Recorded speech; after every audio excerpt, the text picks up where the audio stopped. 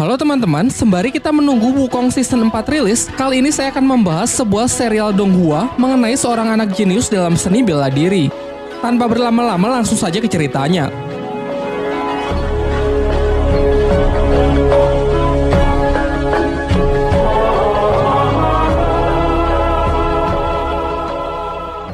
Adegan pertama diperlihatkan seekor rubah putih yang tengah berlari menghindari kejaran para pasukan yang mengincar batu pusaka yang ia bawa. Namun karena sudah terkepung, rubah tersebut memutuskan untuk meledakkan dirinya sendiri. Scene beralih ke sebuah rumah yang memperlihatkan seorang pria bernama Li Xiaowu yang tengah mabuk-mabukan. Hal ini karena pada 6 tahun yang lalu ia gagal mengalahkan petarung dari klan lain dalam sebuah turnamen antar klan yang membuatnya depresi selama bertahun-tahun. Putranya yang masih kecil bernama Lindong berlari keluar sembari mengingat masa lalu dari sang ayah pada 6 tahun silam.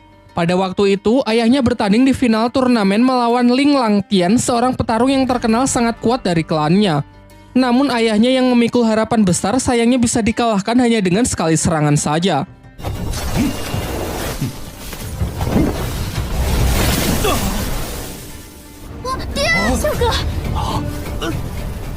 Tak hanya itu, Ling Langtian juga mengambil aura milik ayah Lindong. Singkat cerita, beberapa tahun pun telah berlalu dan Lindong kini telah tumbuh remaja.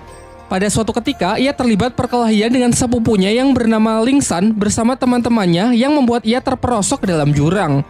Dirinya yang sudah terbaring lemas secara kebetulan darahnya menetesi sebuah batu pusaka peninggalan rubah di awal film, membuat batu itu hancur dan ia pun terjatuh.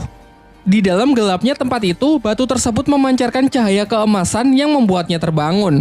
Namun saat tersadar ia merasa heran dengan tanda bercahaya yang muncul di telapak tangannya serta luka-lukanya yang sudah sembuh. Saat ia pulang, adiknya yang bernama Qing Tan datang untuk mengajaknya bermain karena tak bisa tidur. Seusai bermain, ia juga langsung pergi. Saat Lindong terlelap tidur, kejadian aneh pun terjadi kembali. Ia bermimpi berada di sebuah dimensi biru gelap yang banyak terdapat pohon bambu. Saat ia masih kebingungan, tiba-tiba ia diserang sosok misterius yang perawakannya sangat mirip dengannya. Pertarungan pun tak terhindarkan, yang memperlihatkan kekuatan mereka benar-benar seimbang.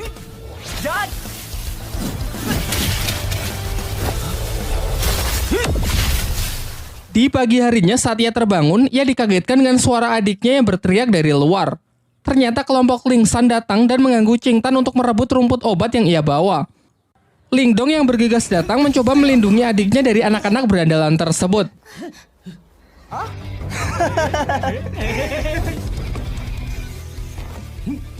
Diperlihatkan kemampuan Lindong yang sudah meningkat pesat mampu menangkis seluruh serangan dari Ling San. Hingga ia akhirnya menyadari bahwa ia telah mengaktifkan teknik rahasia yang bernama tinju 7 suara.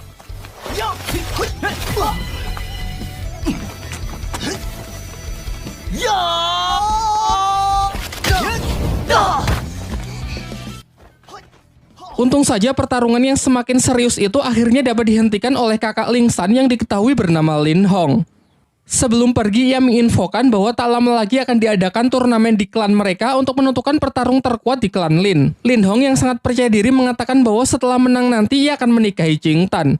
Saat kembali, sang ayah menunjukkan gerakan teknik tinju suara yang baik dan benar kepada Lindong.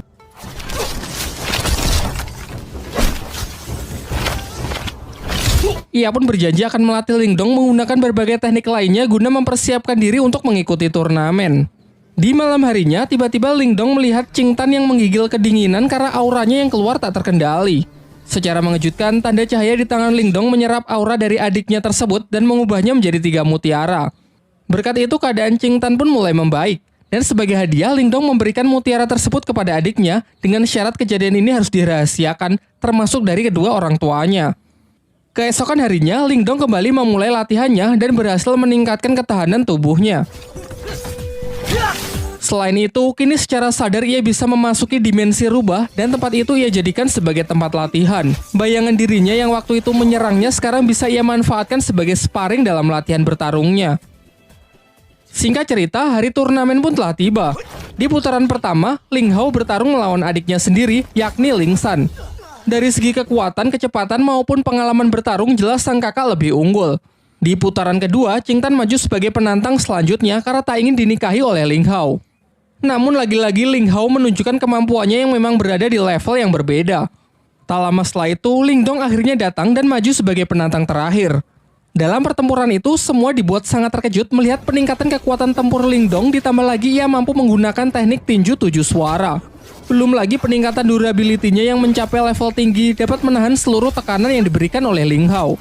Tak hanya mampu menangkis seluruh serangan dari lawannya, Ling Dong yang mampu mempraktekkan latihannya di dalam dimensi lain dapat melancarkan serangan-serangannya yang secara akurat membuat Ling Hao sangat kewalahan.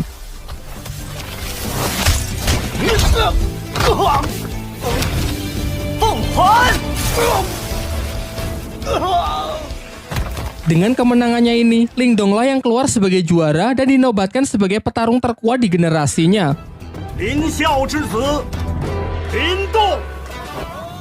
Setelah turnamen berakhir, kakek Ling Dong selaku ketua klan Lin menjelaskan kepada kedua putranya bahwa dua klan tetangga, yakni klan Lei dan klan Xin akan bergabung melalui pernikahan anak-anak mereka. Hal ini lantas membuat kedua klan tersebut kini menjadi beraliansi. Kemudian ia juga memberitahukan mengenai turnamen antar klan berikutnya, yaitu perburuan hewan langka yang masih dirahasiakan. Pembicaraan pun ditutup dengan sang ketua klan yang menyuruh agar anak mereka berlatih lebih keras lagi demi mempersiapkan turnamen selanjutnya. Sementara itu, ketua klan Lei juga mempersiapkan putranya yang bernama Lily untuk mengikuti turnamen antar klan tersebut. Kekuatan dari Lily ini sangat dibanggakan oleh sang ayah karena ia telah menguasai ketahanan tubuh level atas yang siap mengalahkan petarung-petarung dari klan Lin. Singkat cerita, turnamen antar klan pun digelar. Di sini ayah Ling Dong memberitahu putranya bahwa pertandingan kali ini adalah perburuan hewan langka, dan Ling Dong diharuskan menaklukkan hewan langka yakni singa api yang terkenal sangat buas. Namun aturannya tak perlu sampai menangkapnya, karena Ling Dong hanya perlu mengambil sisik yang berada di ujung ekor hewan tersebut agar bisa menyelesaikan pertandingan kali ini. Diperlihatkan semua peserta pun telah berkumpul, termasuk putra dari tuan rumah yakni bernama Wu Yun. Di awal-awal saja ketegangan sudah terjadi di antara para peserta karena Lily yang terlalu menyombongkan dirinya. Singkatnya, aturan pun dibacakan di mana mereka harus mendapatkan sisik singa api agar bisa memenangkan pertandingan, dan dilarang keras untuk berusaha saling membunuh satu sama lain. Ketika Ling Dong bersama adiknya berusaha menemukan singa api, ternyata Lily bersama timnya berhasil menemukannya terlebih dahulu. Namun mereka terlihat kesulitan menaklukkan hewan buas tersebut. Sementara itu dari kejauhan, Ling Dong hanya mengamati mereka dan menunggu kesempatan yang tepat untuk bertindak. Sampai muncullah dari belakang tim Wu Yun yang menawarkan kerjasama. Wu Yun berencana menyerang si singa api saat hewan itu sudah kehabisan tenaga akibat pertarungannya melawan tim Lily. Merasa hal ini cukup menguntungkan, Ling Dong pun sepakat dengan rencananya dan bersedia menjalankan kerjasama tersebut. Setelah menunggu momen yang tepat, mereka pun bersama-sama menyerang tim Lily. Ling Dong menyuruh Wu Yun untuk fokus kepada si singa api, sementara ialah yang akan menghadapi Lily.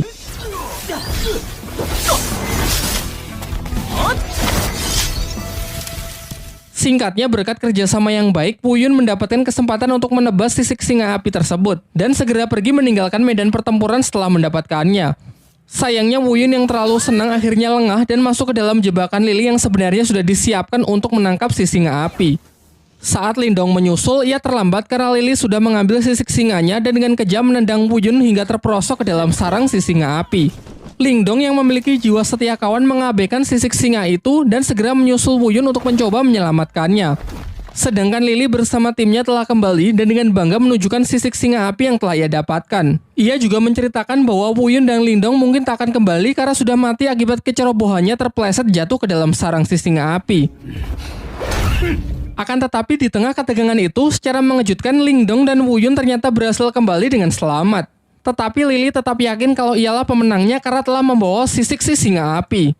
Di sini semuanya dibuat kembali terkejut melihat Ling Dong dan Wu Yun yang justru membawa dua anak singa api. Kemudian Ling Dong menceritakan mengenai kejadian yang sesungguhnya, mengenai Lily yang sudah melanggar aturan dengan berusaha membunuhnya.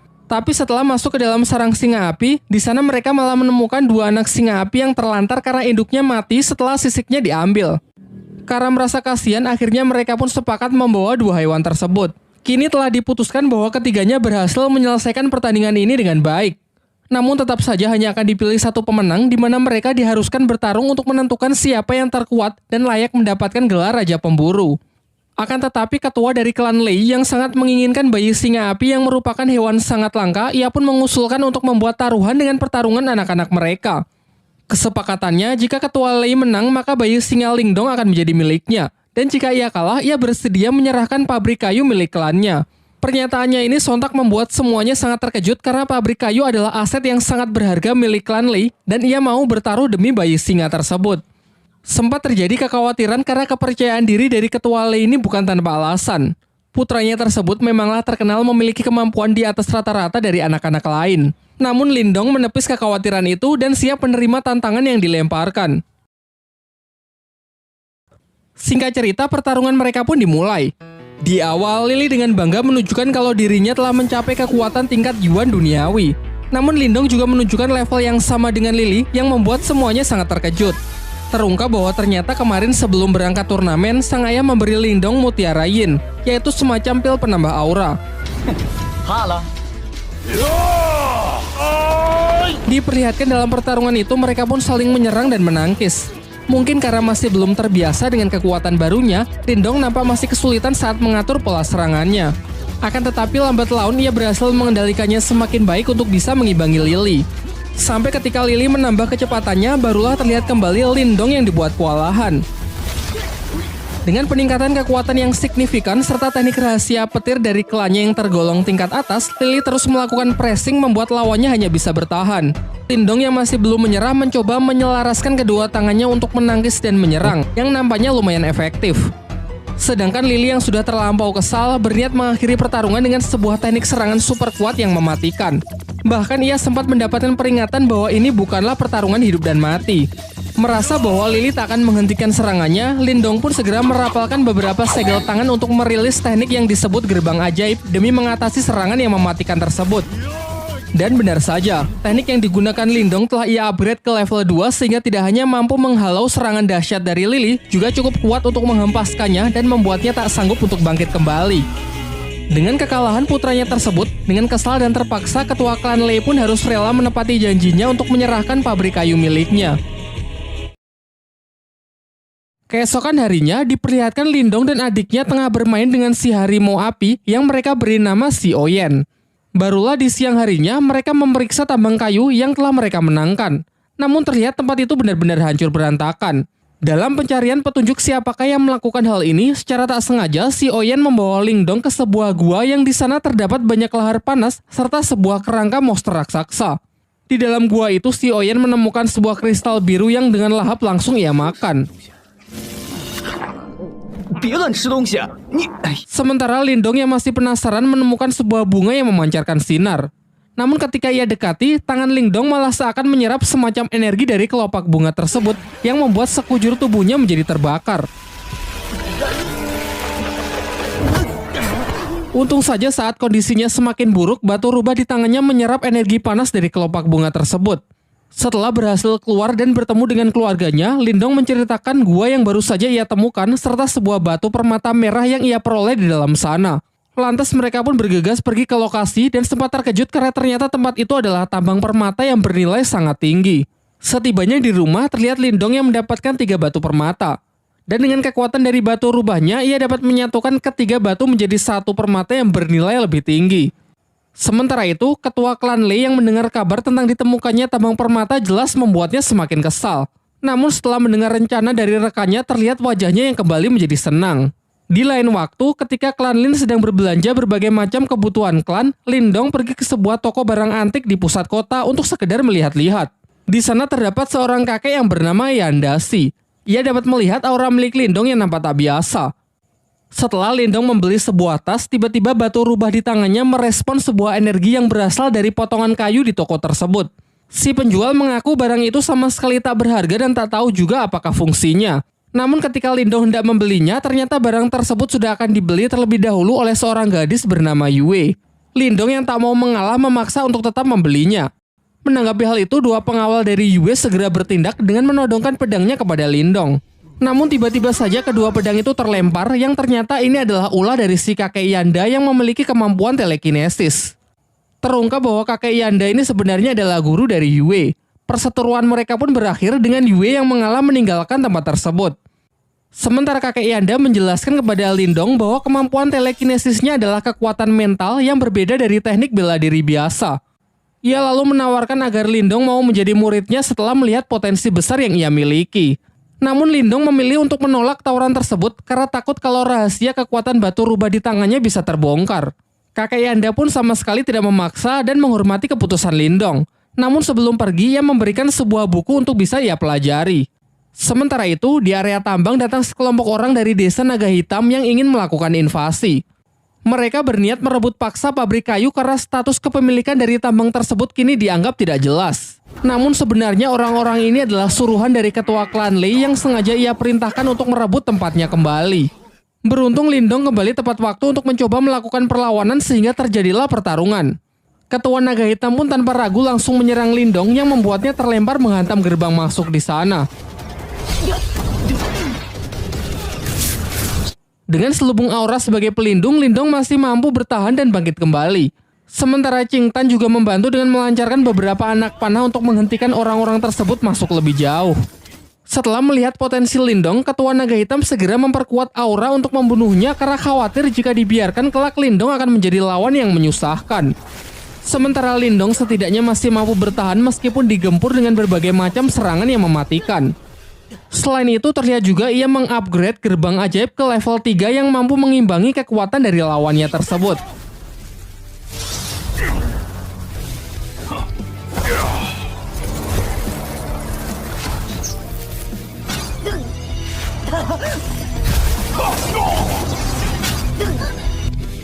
Ketika telah kehabisan energi, entah bagaimana Lindong mampu mengisi ulang energinya dengan menyerap energi alam.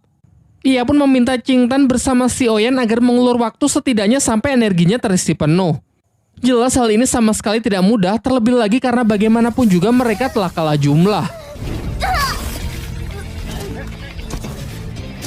Hingga saat salah seorang musuh berhasil melukai Lindong, seketika Lindong bangkit serta luka-lukanya bisa sembuh dengan sangat cepat karena energinya yang terkumpul telah lebih dari cukup. Dan benar saja, setelah bangkit kekuatan Lindong kini menjadi berkali-kali lipat sehingga di ronde kedua ini hanya dengan sekali pukulan ia dapat mengalahkan lawannya tersebut.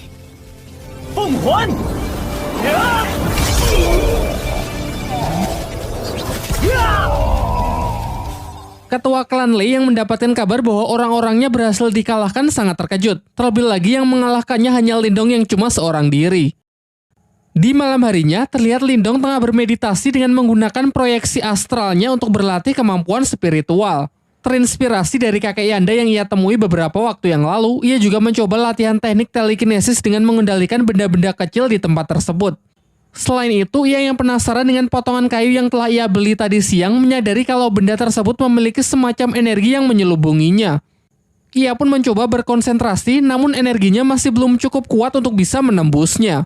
Beberapa saat setelahnya, ia merasakan pancaran energi yang sangat kuat dan bergegas pergi untuk memeriksanya menggunakan teknik proyeksi astralnya. Ternyata energi itu berasal dari kakeknya yang telah berhasil mencapai tingkat Yuan tahap awal. Ia pun lantas segera kembali ke tubuh aslinya untuk menemui sang kakek agar bisa memberikan ucapan selamat. Akan tetapi sang kakek justru menjelaskan bahwa ini hanyalah tingkat Yuan di tingkat awal. Masih ada beberapa tingkat lagi sebelum mencapai tingkat tertinggi. Kemudian ia mengungkapkan bahwa tadi ia sempat merasakan kekuatan mental teknik proyeksi astral yang mendekat, meskipun sesaat langsung menghilang. Namun di sini ia tak tahu kalau kekuatan itu adalah kekuatan milik Lindong. Topik pun berganti. Paman Lindong menyampaikan bahwa tadi ia mendapatkan undangan dari klan Lei untuk membahas mengenai sebuah kerjasama bisnis dengan klan Lin. Singkatnya, setelah cukup berdiskusi, mereka pun sepakat untuk menghadiri undangan tersebut. Keesokan harinya, mereka mendatangi rumah utama milik klan Lei. Namun hanya para tetua klan saja yang diperbolehkan untuk masuk. Di saat sedang menunggu, Lindong merasakan ada kekuatan mental yang sangat kuat di sekitarnya yang sedang menggunakan teknik astralnya untuk mengintai. Sementara di dalam ruangan, para tetua klan tengah membicarakan mengenai ajakan kerjasama membangun bisnis untuk keuntungan bersama dengan sistem bagi hasil. Akan tetapi klan Lin keberatan karena dalam kesepakatan itu, ketua klan Lei lah yang akan menjadi pemimpin. Sementara klannya hanya akan menjadi bawahannya saja. Di sini terbongkarlah kedok dari ketua klan Lei yang sebenarnya ingin menjadi penguasa di kota tempat mereka. Perdebatan itu pun semakin memanas yang malah membawa mereka dalam sebuah pertarungan.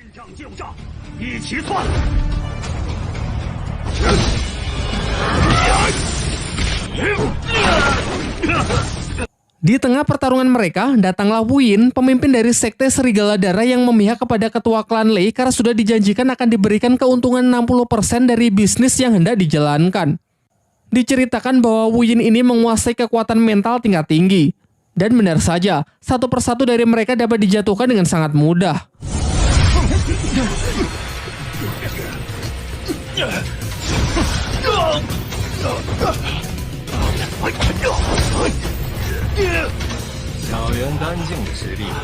Lindong pun tak tinggal diam, ia berusaha melindungi anggota klannya dengan melawan Gu Yin sendirian. Semuanya pun dibuat sangat terkejut karena Lindong ternyata juga menguasai teknik mental yang sudah berada di tingkat lumayan tinggi. Mereka lantas bertarung dengan sangat sengit. Terlihat Lindong meskipun masih pemula, ia mampu mengimbangi kecepatan dari Gu Yin.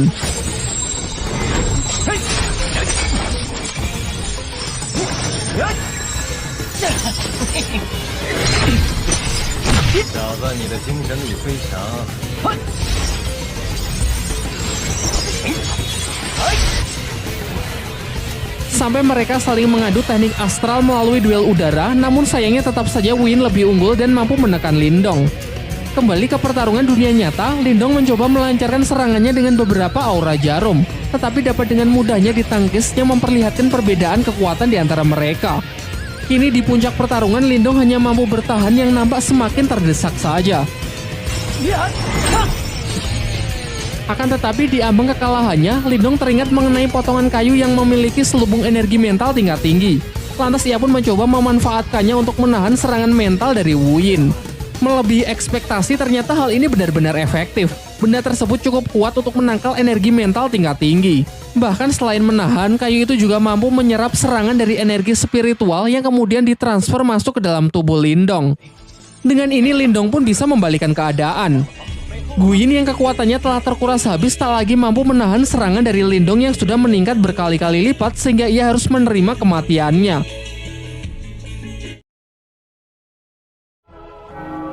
Beberapa lama setelah pertarungan itu, orang-orang dari sekte Serigala Darah yang dipimpin oleh Wei Tong berniat balas dendam kepada klan Lin karena telah membunuh Gu Yin. Kakek Lindong mencoba menjelaskan bahwa Gu Yin lah yang bersalah karena telah ikut campur dan membantu ketua klan Lei untuk menindas klannya. Ia pun kemudian menawarkan sebuah jalur damai dengan menanyakan apa yang perlu dilakukan agar Wei Tong bisa melupakan dendamnya tersebut. Wei Tong menjawab bahwa ia mau orang yang telah membunuh Gu Yin dan tabang permata milik klan Lin diserahkan kepadanya, serta seluruh orang dari klan Lin harus bersedia menjadi budaknya. Jelas kakek Lindong pun menolak hal itu sehingga pertarungan pun tak terelakkan. Sayangnya Wei Tong yang telah mencapai tingkat Yuan level atas dengan mudah bisa mengalahkan kakek Lindong. Sampai akhirnya Lindong datang dan menyatakan akan mengalahkan Wei Tong seorang diri, mengingat dirinya lah yang harusnya bertanggung jawab atas kematian Gu Yin. Tanpa basa-basi, Wei Tong pun langsung melancarkan serangannya terlebih dahulu. Dengan lincah, Lindong memanfaatkan teknik jarum biru sebagai pinjakan untuk melayang. Beberapa tembakan anak panah dilancarkan untuk berusaha menjatuhkan Lindong, termasuk menggunakan anak panah yang dilapisi aura, namun bisa ia hindari dengan sangat mudah.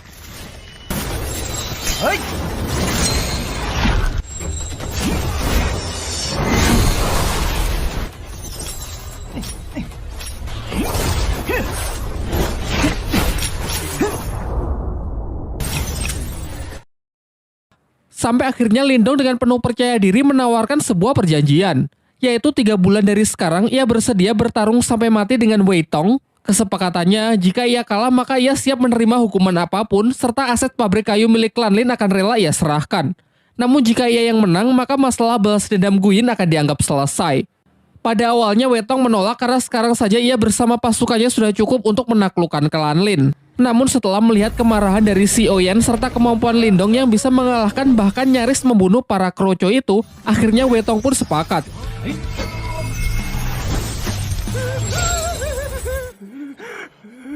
Tetapi ia merasa kalau 3 bulan terlalu lama, sehingga ia ingin mempersingkatnya menjadi 2 bulan saja. Setelah kepergian dari orang-orang sekte Serigala Darah, ayah dan kakek Lindong nampak cemas dengan perjanjian tersebut yang menurut mereka terlalu beresiko karena mempertaruhkan klannya. Namun Lindong menepis kekhawatiran itu dengan mengatakan bahwa ia akan berusaha semaksimal mungkin, mengingat ialah yang memang harus bertanggung jawab dalam kasus ini. Ia lalu meminta izin untuk pergi ke ibu kota lebih awal demi lebih banyak menuntut seni ilmu bela diri di sana. Akan tetapi sebenarnya ia juga punya alasan yang ia rahasiakan, yaitu mencari cara untuk melatih batu rubah di tangannya agar bisa sepenuhnya ia kendalikan. Keesokan harinya, Lindong pun berpamitan dengan semuanya meskipun terlihat sang adik sebenarnya tak rela jika kakaknya pergi sendirian. Singkatnya, Lindong pun berangkat ke ibu kota dengan menunggangi seekor kuda. Setelah tiba di ibu kota, ia mendapatkan informasi kalau di sana akan ada pelelangan benda-benda antik yang digelar untuk para bangsawan. Lindong yang tertarik berniat menghadiri pelelangan tersebut dengan harapan bisa menemukan barang bagus yang bisa berguna nantinya. Bermodalkan dengan beberapa butir permata yang ia bawa, Lindong pun diubah penampilannya agar layak memasuki pelelangan yang dihadiri oleh para bangsawan tersebut. Setibanya di sana, Lindong kembali bertemu dengan kakek Yanda yang diundang sebagai tamu serta ia juga melihat Yue yang datang bersama panitia pelelangan bernama Xuansu. Dalam pelelangan tersebut, Lindong tertarik dengan sebuah tanaman langka yang mampu meningkatkan kekuatan spiritual seseorang. Semuanya sempat dibuat terkejut karena Lindong yang menawarnya dengan harga yang sangat mahal. Diperlihatkan, kakek Yanda sangat terkejut karena merasakan energi dari keberadaan Lindong yang benar-benar telah meningkat pesat. Seusai acara pelelangan itu, Xuansu mengajak Lindong pergi menemui kakek Yanda di sebuah ruangan pertemuan. Sebelum berangkat, mereka sempat merasakan kehadiran mata-mata yang sedari awal sudah membuntuti Lindong. Dalam pertemuan itu, kakek Yanda kembali menawari Lindong untuk menjadi muridnya agar bisa menyempurnakan teknik segel kehidupan milik Lindong. Namun dengan sopan, Lindong menolak tawaran itu dan menunjukkan bahwa ia telah menyempurnakannya. Hal ini sontak membuat semuanya sangat kagum karena Lindong dapat melakukannya dalam waktu yang relatif singkat. Kemudian barulah dijelaskan bahwa segel kehidupan adalah dasar dari ahli kekuatan mental. Segel ini dibagi menjadi 3 jenis, yakni segel kehidupan, segel duniawi, dan segel surgawi. Segel kehidupan adalah yang paling umum, sementara segel terkuat adalah segel surgawi yang konon katanya memiliki kekuatan di luar nalar manusia. Singkat cerita, Lindong bersedia menceritakan masalah klannya yang sedang bersinggungan dengan sekte Serigala Darah serta kesepakatannya untuk bertarung hidup dan mati melawan Wei Tong. Mendengar hal itu, Xuansu memberitahukan bahwa terdapat sebuah kolam surgawi yang berisikan energi murni yin dan yang dari sumber kolam tersebut. Kabarnya jika seseorang memasuki kolam itu maka dapat meningkatkan kekuatan spiritualnya, dan kabar baiknya baru-baru ini ditemukan keberadaan kolam surgawi tersebut, namun sayangnya berada di wilayah perbatasan desa dengan klan lain dan masih menjadi sengketa. Xuansu lalu juga menceritakan bahwa telah disepakati sebuah turnamen di mana pemenangnya berhak mengambil energi murni dari kolam tersebut. Tanpa pikir panjang, Lindong pun setuju untuk berpartisipasi dalam turnamen itu. Di lain waktu, Lindong kembali memasuki dimensi batu rubah, namun anehnya bayangan hitam yang selalu menjadi alat berlatihnya tak lagi muncul. Ia pun mencoba berkonsentrasi untuk menemukan sumber masalah. Dan tiba-tiba di sana muncul sesosok bayangan putih yang tak lain adalah si rubah putih itu sendiri. Rubah putih itu lalu memperkenalkan diri bahwa ia adalah jelmaan iblis celestial yang bernama Martha sekaligus pemilik dari dimensi ini. Ia juga menjelaskan bahwa dahulu ia sangat kuat berkat batu tersebut. Akan tetapi seiring berjalannya waktu, batu itu justru menyerap energi spiritualnya hingga menjadi sangat lemah. Akhirnya ia terpaksa hidup bersembunyi di dalam batu tersebut agar jiwanya tidak lenyap. Martha kemudian menyarankan jika Lindong tak ingin bernasib sama, Lindong harus mengisi ulang energi batu itu dengan energi murni. Seketika Lindong pun teringat dengan kolam surgawi yang kabarnya dipenuhi oleh energi murni. Mengingat kalau di turnamen perebutan kolam surgawi nanti ia tak bisa mengandalkan kekuatan batu rubah karena butuh diisi ulang, Martha pun mengajaknya ke sebuah tempat di mana terdapat benda yang disebut piringan mental. Meskipun benda ini bisa menjadi jalan pintas untuk meningkatkan kekuatan spiritual, namun resikonya juga sangat berbahaya. Yaitu jika dalam prosesnya Lindong tak sanggup menahan rasa sakit, maka kekuatan spiritualnya akan lenyap dan tak akan bisa dipulihkan lagi. Tanpa banyak berpikir, Lindong pun ingin mencobanya dan bersedia menanggung semua resiko yang mungkin terjadi. Dan benar saja, saat proses berlangsung, ia merasakan sakit yang sangat luar bioskop. Sampai akhirnya dengan tekad yang kuat, Lindong berhasil melewati proses tersebut, alhasil kekuatan mentalnya pun meningkat pesat. Setelah itu, Martha menyarankan agar Lindong memakan rumput obat yang ia beli sebelumnya agar kondisi dan energi mentalnya bisa segera pulih. Karena setelah ini ia akan mengajarinya teknik baru yang disebut teknik Borkeong. Keesokan harinya, Lindong datang ke suatu tempat di mana semua orang di pelelangan berkumpul. Di sana datang juga Yue dan seorang pria bernama Liu Yi. Kemudian Xuansu mempertemukan Lindong dengan pemilik rumah pelelangan yang diketahui bernama Xia Wanjin. Ia menjelaskan bahwa Yue, Liu Yi, dan Lindong akan bertanding melawan petarung lain dalam rangka memperebutkan kolam surgawi. Singkat cerita, mereka pun bersama-sama pergi ke tempat turnamen. Setibanya di sana, mereka bertemu dengan tim lawan perwakilan dari Sekte Serigala Darah yang diketahui seorang pria bernama Yue San dengan kedua anaknya yang di sampingnya. Di sebelah kanan ada Yue Feng dan di kiri ada Yue Lin serta di belakang ada seorang petarung bayaran yang bernama Jiang Li. Dijelaskan bahwa mereka ini bukan petarung kaleng-kaleng karena sudah mencapai tingkat Yuan Surgawi tahap akhir. Di putaran pertama, Yue maju menggunakan sebuah pedang untuk melawan Yue Lin dengan senjata cambuknya. Sejauh ini pertarungan dua wanita ini terlihat cukup seimbang. Mereka menyerang dan menangkis mengandalkan senjata mereka masing-masing. Namun akhirnya pertarungan singkat tersebut dapat dimenangkan oleh Yue dengan berhasil menodongkan pedangnya tepat ke leher Yue Lin.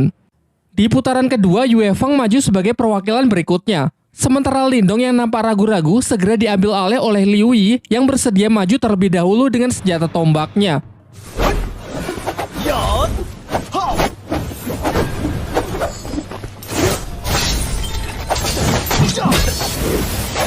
Di tengah pertarungan, Partha merasakan ada sebuah gejolak energi dari dalam kolam surgawi. Karena merasa penasaran, ia menyelinap dengan menggunakan proyeksi astralnya kemudian masuk ke dalam kolam itu untuk memeriksa anomali energi tersebut. Namun karena ia hanya menggunakan wujud astralnya, ia tak sanggup menyelam terlalu dalam. Kembali ke arena pertarungan. Diperlihatkan kalau perwakilan tim lawan dapat memenangkan pertarungan di putaran kali ini. Pertarungan selanjutnya adalah babak penentu, di mana Lindong akan menjadi harapan terakhir untuk bisa mendapatkan hak dari kolam surgawi. Dengan nada yang sedikit menggoda, Xuan Su menyemangatinya agar bisa memenangkan pertarungan penentu tersebut. Sementara di pihak lawan, Jiang Li si tentara bayaran maju untuk menghadapi Lindong. Di awal, Jiang Li mengatakan bahwa ini akan menjadi pertarungan sampai mati. Jadi jika ingin menyerah, inilah saatnya. Namun Lindong sama sekali tak gentar dengan gertakan itu dan segera bersiap memasang kuda-kudanya. Serangan pertama dapat ia tangkis dengan mudah. Dilanjutkan dengan beberapa gerak serangan juga ia lancarkan untuk mencoba mencari titik lemah dari pertahanan lawannya. So far, nampak keduanya masih seimbang sampai mengadu kekuatan aura mereka. Cukup khawatir melihat kekuatan Jiang Li yang telah mencapai tingkat Yuan Surgawi. Namun tak kalah mengejutkan kalau menyaksikan energi mental tingkat tinggi Lindong yang seketika mampu menghentikan pergerakan lawannya. Dilanjutkan dengan serbuan jarum aura yang semakin merepotkan Jiang Li.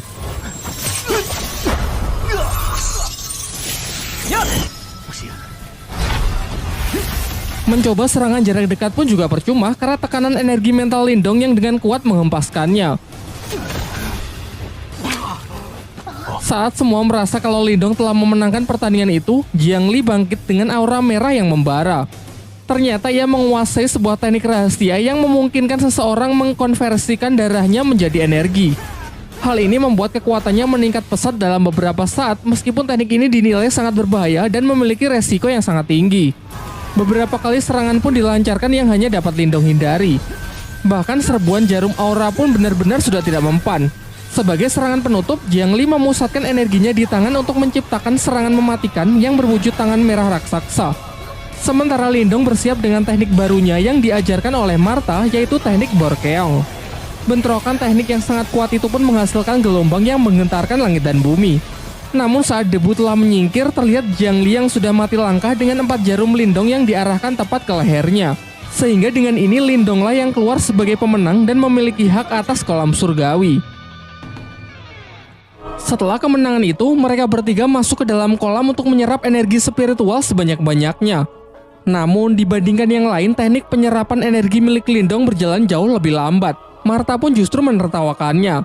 Dikarenakan waktu berendam yang terbatas, Martha membuat sebuah kesepakatan dengan Lindong, yaitu ia akan membantunya menyerap energi spiritual dengan cepat dengan syarat jika sudah selesai, Lindong harus bersedia turun ke dasar kolam untuk melihat sumber energi aneh dari kolam surgawi tersebut.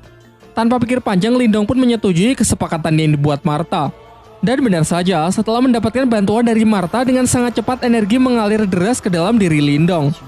Bahkan efek dari proses itu sampai dirasakan di atas kolam yang muncul pusaran air raksasa. Seusai proses penyerapan, sesuai kesepakatan, ia turun ke dasar kolam untuk memeriksa sumber dari energi kolam surgawi. Di bawah sana, Lindong menemukan giok iblis piton yang dalam kondisi tersegel. Pada awalnya Lindong tak ingin mengusiknya dan berniat langsung pergi. Namun Martha berusaha membujuknya dengan mengatakan kalau ini tidak berbahaya karena iblis ini sedang terluka. Ia juga menjelaskan bahwa sumber energi spiritual yang Lindong serap sebagian tadi berasal dari mutiara yin dan yang berada di belakang jiwa iblis tersebut. Martha lalu menambahkan, jika Lindong berhasil mendapatkan mutiara tersebut, maka hanya dalam waktu singkat Lindong dapat mencapai tingkat Yuan Yin. Namun karena mutiara itu diselubungi jiwa iblis, Martha harus menghisapnya terlebih dahulu supaya Lindong bisa mengambilnya. Ia lalu menyuruh Lindong untuk mentransfer sebagian energinya agar Martha cukup kuat untuk bisa melakukannya. Ketika proses penyerapan berlangsung, tiba-tiba segel iblis itu hancur sehingga sang iblis piton kini berhasil bebas. Pertarungan pun tak terhindarkan.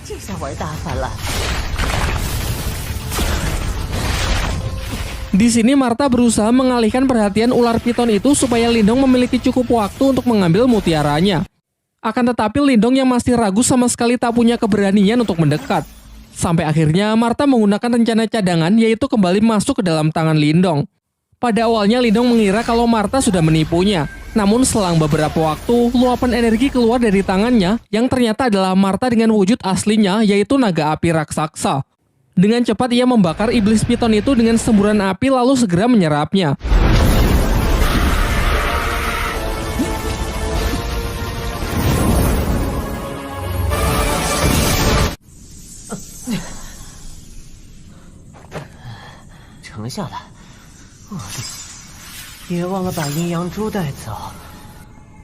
Setelah mereka semua kembali, Xiao Wanjin dan yang lainnya merasa khawatir dengan kondisi Lindong yang terlihat sangat pucat akibat penyerapan energi dari kolam surgawi yang dinilai terlalu banyak. Namun Lindong menepis kekhawatiran itu dengan mengatakan kalau dirinya baik-baik saja. Ia menegaskan asalkan ia bisa segera naik tingkat dan bisa mengalahkan Wei Tong dari Sekte Serigala Darah, apapun rela ia lakukan. Dalam pembicaraan itu, Xiao Wanjin menjelaskan bahwa Sekte Serigala Darah selama ini juga menjadi musuh bebuyutan bagi pihaknya. Terlebih lagi karena Lindong telah membantunya mendapatkan kolam surgawi, ia pun bersedia memberikan bantuan apapun. Di akhir pembicaraan, Swanshu memberikan buku langka dari pelelangan kemarin yang berisi teknik-teknik rahasia agar bisa Lindong pelajari demi mempersiapkan dirinya agar bisa menang melawan Wei Tong. Di malam harinya, Lindong mempelajari buku pemberian Swanshu untuk mengendalikan energi yang telah ia serap sebelumnya. Ia kemudian kembali masuk ke dalam dimensi rubahnya. Di sana ia melihat bayangan dirinya yang kini telah pulih. Bahkan bayangan tersebut juga telah membuka aliran energi spiritual tingkat 22 Vena. Lantas ia pun segera menirukan gerakan dari bayangan itu dan seketika ia juga berhasil membuka aliran energi spiritual tingkat 22 Vena. Sekaranglah saatnya ia mencoba mutiara yin yang ia dapat dari kolam surgawi. Pertama-tama dengan menggunakan energinya sendiri, ia mencoba memurnikan mutiara tersebut. Meskipun di percobaan pertama ia sempat gagal, sampai akhirnya dengan mengerahkan seluruh tenaganya, ia berhasil menetralkan mutiara itu yang kemudian langsung ia telan.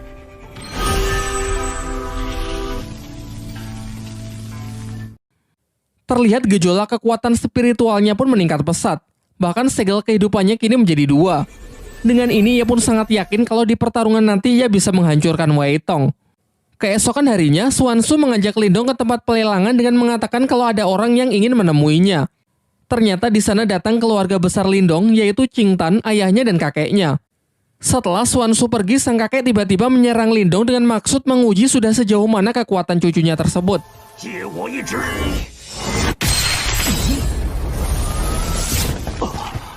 Dan setelah beradu kekuatan, hasilnya benar-benar mengejutkan karena kini Lindong telah mencapai tingkat Yuan dan awal. Kakeknya lalu menjelaskan bahwa dalam sejarah klan Lin, Lindong adalah orang termuda yang bisa mencapai tingkat tersebut. Singkat cerita, hari pertarungan pun telah tiba, di mana Lindong harus berhadapan melawan Wei Tong dari Sekte Serigala Darah dalam pertarungan hidup dan mati. Semua orang datang menyaksikan pertarungan mereka, termasuk keluarga Lindong. Namun tanpa mereka sadari ada mata-mata dari pihak Wei Tong di belakang mereka. Ketika nama mereka disebut, Lindong dan Wei Tong segera memasuki arena. Superhero landing. Di sini Wei Tong cukup terkejut melihat peningkatan kekuatan Lindong yang juga sudah mencapai tingkat Yuan dan awal. Wei Tong lalu maju untuk memulai serangannya yang dengan cepat langsung disambut dengan baik oleh Lindong. Sayangnya peningkatan kekuatan Wei Tong juga tak kalah mengesankan. Ia berhasil menekan Lindong hingga hampir jatuh keluar arena. Namun ternyata arena pertarungan mereka dilindungi semacam penghalang dari energi mental yang mencegah para petarung melarikan diri. Hal ini dianggap wajar karena mereka telah menyatakan akan bertarung sampai mati. Wei Tong kembali melancarkan serangannya yaitu pukulan keras bertubi-tubi. Sementara Lindong terlihat kewalahan menahan tekanan yang terus diberikan. Sejauh ini nampaknya Wei Tong lah yang menguasai jalannya pertempuran. Teknik demi teknik Lindong lancarkan akan tetapi sama sekali tak berefek. Ialah yang justru menerima pukulan mentah dari Wei Tong yang tepat mengarah ke dadanya. Terdengar sorak dari para penonton yang meragukan Lindong membuat pihaknya semakin cemas kalau Lindong tak akan mampu bertahan.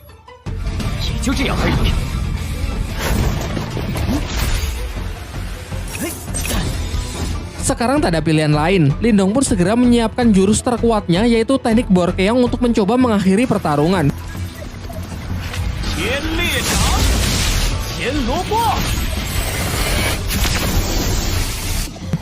Sebenarnya serangan Lindong ini bisa saja mengalahkan Wei Tong. Namun Wei Tong menggunakan cara licik dengan menyuruh mata-matanya menyandera Qing Tan sehingga membuat Lindong kehilangan konsentrasinya. Sementara kakek Yanda berusaha membantu dengan mencoba mendekati mata-mata tersebut. Di arena, Lindong benar-benar tidak bisa fokus bertarung karena melihat adiknya dalam bahaya. Alhasil serangan-serangan Wei Tong pun banyak yang masuk.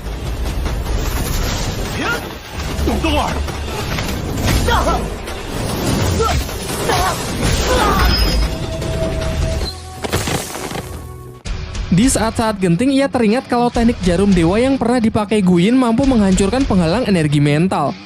Kemudian ia kembali mengeluarkan jurus Borkeong untuk berpura-pura menyerang Wei Tong, namun sebenarnya ia menyelinapkan jarum dewa untuk menembus penghalang spiritual arena demi menolong Qing Tan.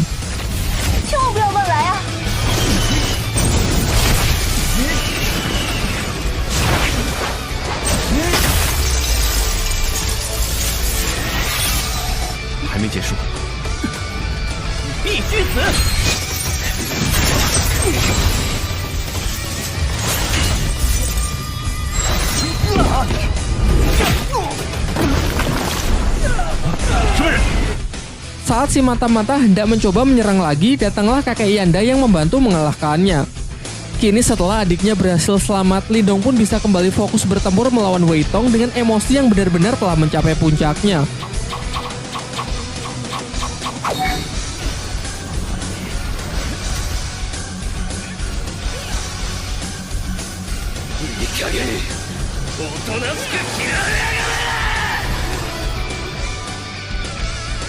Setelah menerima gempuran serangan dari Lindong, Wei Tong pun benar-benar sudah kehabisan tenaga dan ia pun mengaku kalah.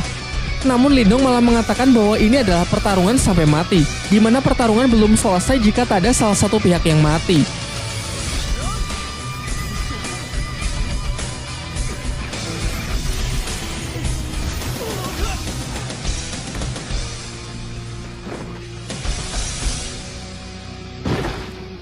Cerita kemudian loncat ke beberapa bulan setelahnya.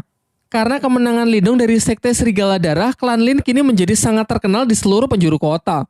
Selain itu, klan Lin juga telah bersekutu dengan rumah pelelangan milik Xia Wanjin. Sementara itu, Lindong berada di tempat kakek Yanda untuk minum teh bersama dengan saling menggunakan telekinesis untuk menuangkan teh ke dalam gelas. Setelah itu, kakek Yanda menjelaskan kalau menurutnya kekuatan mental milik Lindong mungkin setara dengan miliknya, yakni kekuatan mental tingkat 4.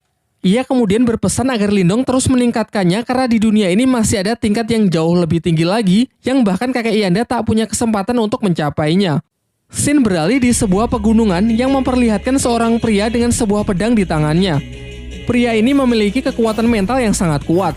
Diperlihatkan menggunakan tebasan pedangnya, ia mampu membelah gunung tanpa melukai kupu-kupu yang melewati jalur serangannya.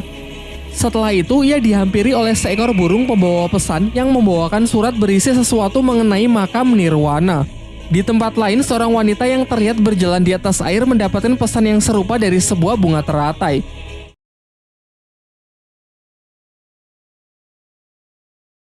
Di awal film, terlihat rombongan klan Lin sedang dalam perjalanan untuk mengantarkan batu permata. Namun di tengah jalan, mereka diserang oleh sekelompok bandit yang ingin merampok mereka.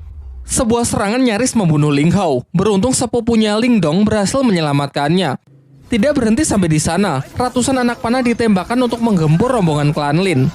Nampaknya mereka ini bukan bandit biasa karena terlihat mereka sangat mahir menggunakan senjata yang dilapisi energi spiritual.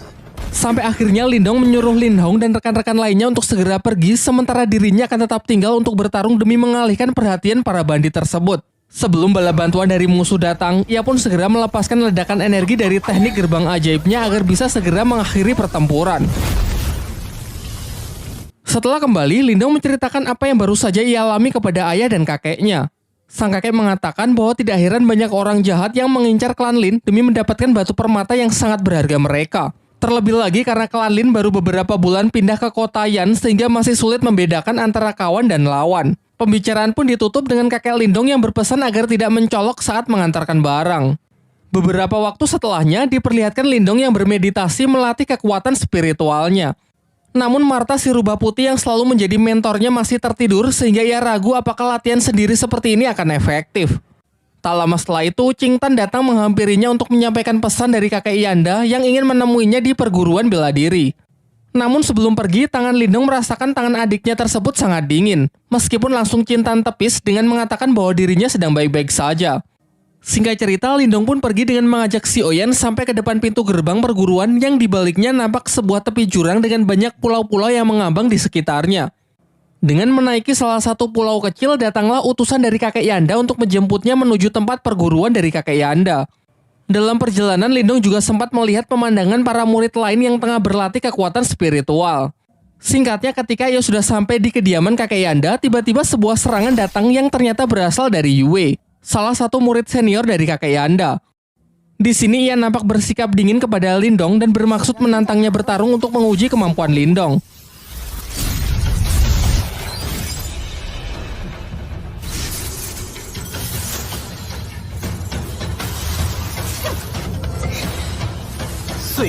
Namun ketika pertarungan mereka sudah mulai serius, kakek Yanda datang untuk segera menghentikan mereka.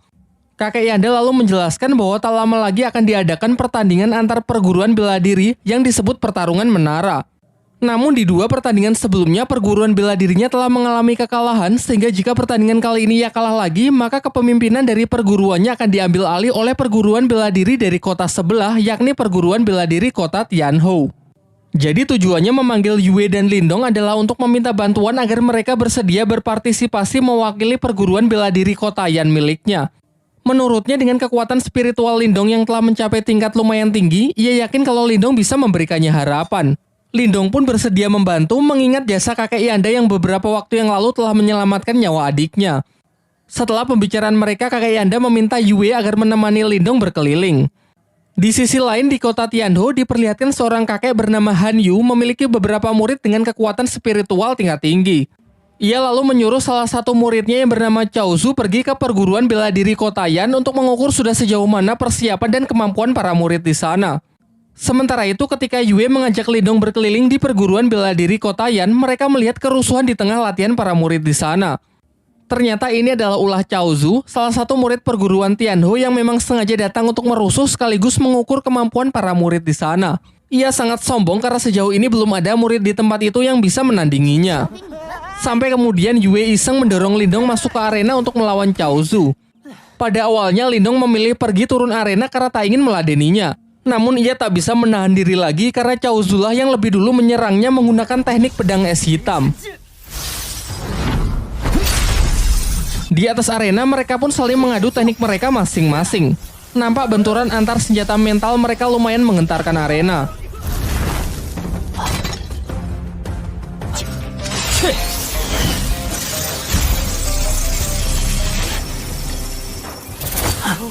Cao Zu ternyata tak hanya membual. Dengan teknik pedang es hitamnya, ia cukup sukses menekan jarum dewa milik Lindong.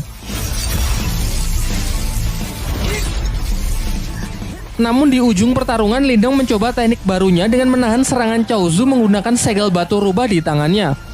Nampaknya segel rubah itu tak hanya menahan. Tangan Lindong seakan menyerap energi spiritual dari lawannya tersebut. Ketika lawannya ingin melarikan diri, Lindong sejenak menghentikannya dan mengambil senjata dari lawannya tersebut. Diperlihatkan ekspresi puas dari Yue yang menyadari kalau kekuatan Lindong kini telah meningkat pesat. Di malam harinya, Lindong juga baru tahu kalau ternyata segel batu rubah di tangannya memiliki kemampuan untuk menyerap energi spiritual milik orang lain. Energi yang diserap kemudian dinetralkan dan diakumulasikan menjadi energinya sendiri sehingga kekuatan Lindong kini menjadi bertambah. Sementara itu, Cao Zu yang telah kembali menceritakan mengenai kekalahannya dari Lindong kepada Han Yu. Mendengar hal itu, Han Yu pun menjadi sangat kesal karena ia tak menyangka kalau perguruan bela diri rivalnya memiliki petarung yang sebegitu kuat. Di tengah kekesalannya, muncul aura yang sangat mengerikan dari balik tirai yang ternyata berasal dari Zutong, murid senior sekaligus yang terkuat dari Han Yun. Singkat cerita, besoknya Yue dan Lindong berangkat menuju ke tempat diselenggarakannya turnamen pertarungan menara. Di perjalanan, Yue berpesan kepada Lindong untuk berhati-hati terhadap seorang murid dari perguruan Tianho yang bernama Zutong, murid terkuat dari Han Yun. Setibanya di sana, semua peserta lain ternyata sudah berkumpul. Sembari menunggu para guru tiba, Chaozu mengadu ke kakak seperguruannya yang bernama Liu Long perihal Lindong yang telah menghajar dan menyita pedang esnya. Pada awalnya, Liu Long basa-basi dengan menyapa Lindong dan meminta agar senjata adik seperguruannya tersebut dikembalikan. Namun Lindong malah berdalih karena menurutnya itu sepadan dengan kelakuan Chaozu yang telah membuat rusuh di tempatnya. Ketika suasana semakin tegang, Yue berusaha menengahi agar jangan membuat keributan sebelum pertandingan dimulai. Tak lama setelah itu, datanglah para guru yaitu Han Yun dan kakek Yanda menghampiri mereka. Kakek Yanda lalu menjelaskan bahwa aturan dari pertarungan menara cukup sederhana, yaitu siapa yang bisa naik ke tingkat tertinggi dan mampu bertahan dalam waktu yang lama maka ialah yang akan menjadi pemenangnya. Namun sebelum menyelesaikan kalimatnya, Han Yun menyela dan menyuruhnya agar segera membuka gerbang menara agar pertandingan bisa segera dimulai. Kakek Yanda lalu segera merapalkan mantranya dan secara ajaib muncullah sebuah menara 8 tingkat tepat di depan mereka. Dapat dirasakan gelombang energi spiritual yang sangat dahsyat menyertai kemunculan dari menara tersebut. Setelah pintu dibuka, pertarungan menara pun dimulai dengan sistem Battle Royale, di mana petarung yang bisa bertahan paling lama dan berhasil naik ke lantai tertinggi maka ialah pemenangnya. Ketika semua peserta telah bergegas masuk ke dalam menara, di luar Han Yun dan kakek Yanda memantau keadaan di dalam menara menggunakan semacam proyeksi spiritual. Sementara itu, Lindong yang telah masuk sangat terkejut karena sebagian energi mental di gerbang masuk ternyata bisa ia serap sehingga sekali lagi kekuatannya mengalami peningkatan. Tak ingin berlama-lama di lantai dasar, Lindong pun segera naik ke lantai yang lebih tinggi dengan melewati rintangan-rintangan kecil. Di sisi lain, ternyata Zutong memimpin dengan dirinya yang telah mencapai lantai ke-6 dengan sangat cepat, disusul oleh Yue sebagai runner-up yang berusaha mengejar ketertinggalannya. Satu tingkat di bawahnya ada Chaozu dan Liu Long yang terjebak di lantai 5 dan tak bisa naik lebih tinggi lagi karena tekanan energi mental yang semakin kuat. Namun alih-alih menghabiskan energinya untuk berusaha naik ke lantai 6, Liu Long mempunyai ide untuk tetap tinggal di lantai 5 dengan tujuan menghalangi peserta lain yang ingin naik ke lantai selanjutnya. Dan benar saja, Lindong yang baru saja sampai di lantai 5 langsung mereka halangi. Chaozu yang merasa dendam karena Lindong telah mempermalukannya sekarang mencoba untuk membalasnya. Bersama dengan Liu Long, mereka pun mengeroyok Lindong yang cuma sendirian. Akan tetapi Lindong nampak tak takut sedikit pun dan justru memanas-manasi mereka dengan memperlihatkan senjata Chaozu yang kemarin ia sita. Kini ia kendalikan sebagai senjata untuk melawan mereka. Diperlihatkan dari kedua sisi, Chaozu dan Liu Long mengepung Lindong dengan masing-masing teknik mental mereka. Pertarungan pun pecah. Meskipun nampak tak adil dengan pertarungan 2 lawan 1, nyatanya Lindong mampu mengimbangi mereka.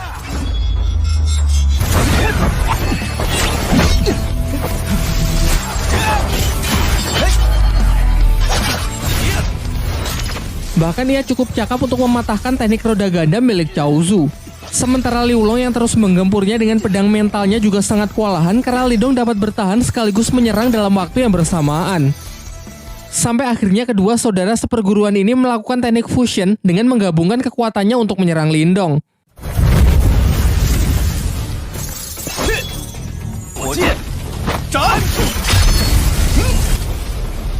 Nampak Lindong yang mulai keringat dingin karena sudah meremehkan mereka. Namun mengingat serangan itu didasari oleh energi mental, dengan segel batu rubahnya Lindong pun dapat menghisapnya sampai kering.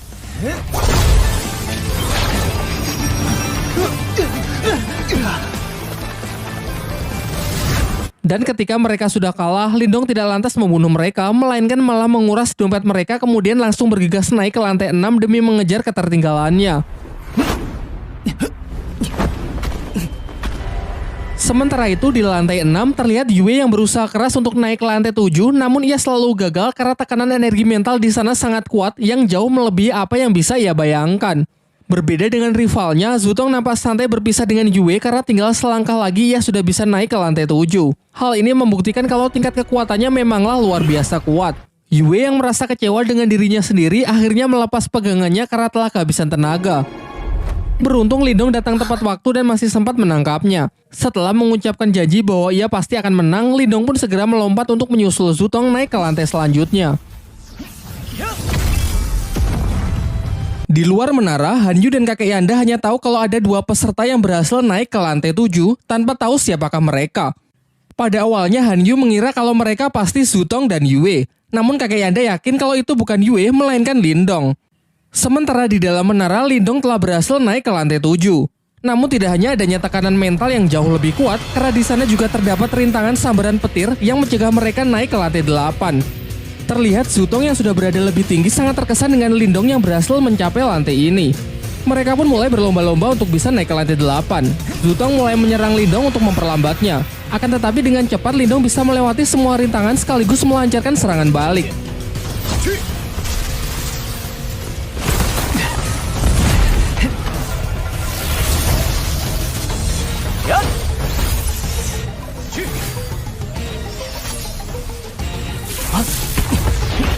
Sampai akhirnya mereka berhasil mencapai tempat tertinggi di lantai 7 dan tepat di atas mereka sudah terlihat pintu masuk menuju lantai 8. Akan tetapi tiba-tiba sebuah bola api raksasa jatuh yang siap melumat mereka.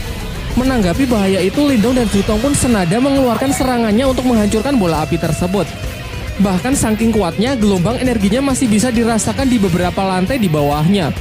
Sayangnya tak berhenti sampai di situ, keganasan dari lantai 7 pun kembali terlihat dengan munculnya pilar-pilar yang memancarkan kilatan petir siap menghancurkan apapun yang melewatinya. Zutong yang menyadari kalau sambaran petir itu dapat secara langsung merusak inti energi mentalnya, mencoba berhenti sejenak untuk memikirkan sebuah cara agar tak bertindak gegabah.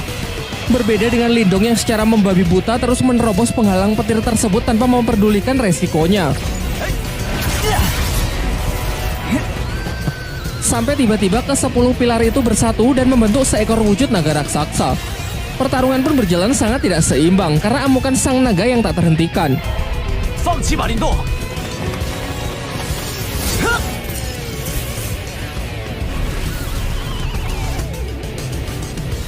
Di saat naga itu melilit Lindong, Lindong baru menyadari bahwa ular ini hanyalah bongkahan energi mental, di mana ini artinya ada kemungkinan kalau ia bisa menyerapnya. Setelah menghisap habis naga tersebut tanpa membuang waktu, Lindong pun langsung melompat ke lantai 8 meninggalkan Zutong. Di luar menara terlihat ada seorang peserta yang telah berhasil naik ke lantai tertinggi. Namun mereka semua beranggapan kalau Zutonglah yang berhasil mencapainya. Sementara itu di dalam lantai 8 terlihat ekspresi puas Lindong karena telah mencapai lantai tertinggi dan bisa memenangkan pertandingan kali ini. Di sana ia menemukan ada semacam prasasti kuno mengenai penyempurnaan teknik energi mental, sayangnya gagal ia pelajari karena tenaga Lindong yang telah terkuras habis. Namun ia tak lantas menyerah begitu saja. Di sekitarnya ia merasakan ada banyak energi spiritual yang bertebaran, ia pun bergegas menyerapnya untuk mengisi ulang tenaga sekaligus agar kekuatannya bisa naik ke tingkat 3. Di waktu yang bersamaan, para peserta yang telah gagal satu persatu keluar dari menara. Namun semua dibuat sangat terkejut saat melihat Zutong juga keluar dari menara itu dan mengakui kekalahannya dari Lindong. Kini semuanya pun sudah jelas bahwa Lindonglah yang menjadi pemenangnya. Karena tak ingin lebih dipermalukan lagi, Han Yun pun segera menarik kembali semua pihaknya untuk meninggalkan tempat ini. Singkat cerita, malam pun telah tiba. Terhitung sudah 24 jam semenjak Lindong masuk ke dalam menara. Terlihat Yue mulai cemas takut kalau sesuatu yang buruk menimpa Lindong. Sementara itu, di dalam menara lantai teratas, Lindong benar-benar berusaha keras hingga akhirnya ia berhasil mencapai kekuatan mental tingkat ketiganya. Bahkan sampai-sampai luapan energinya bocor keluar menara yang mengejutkan Yue dan kakek Yanda.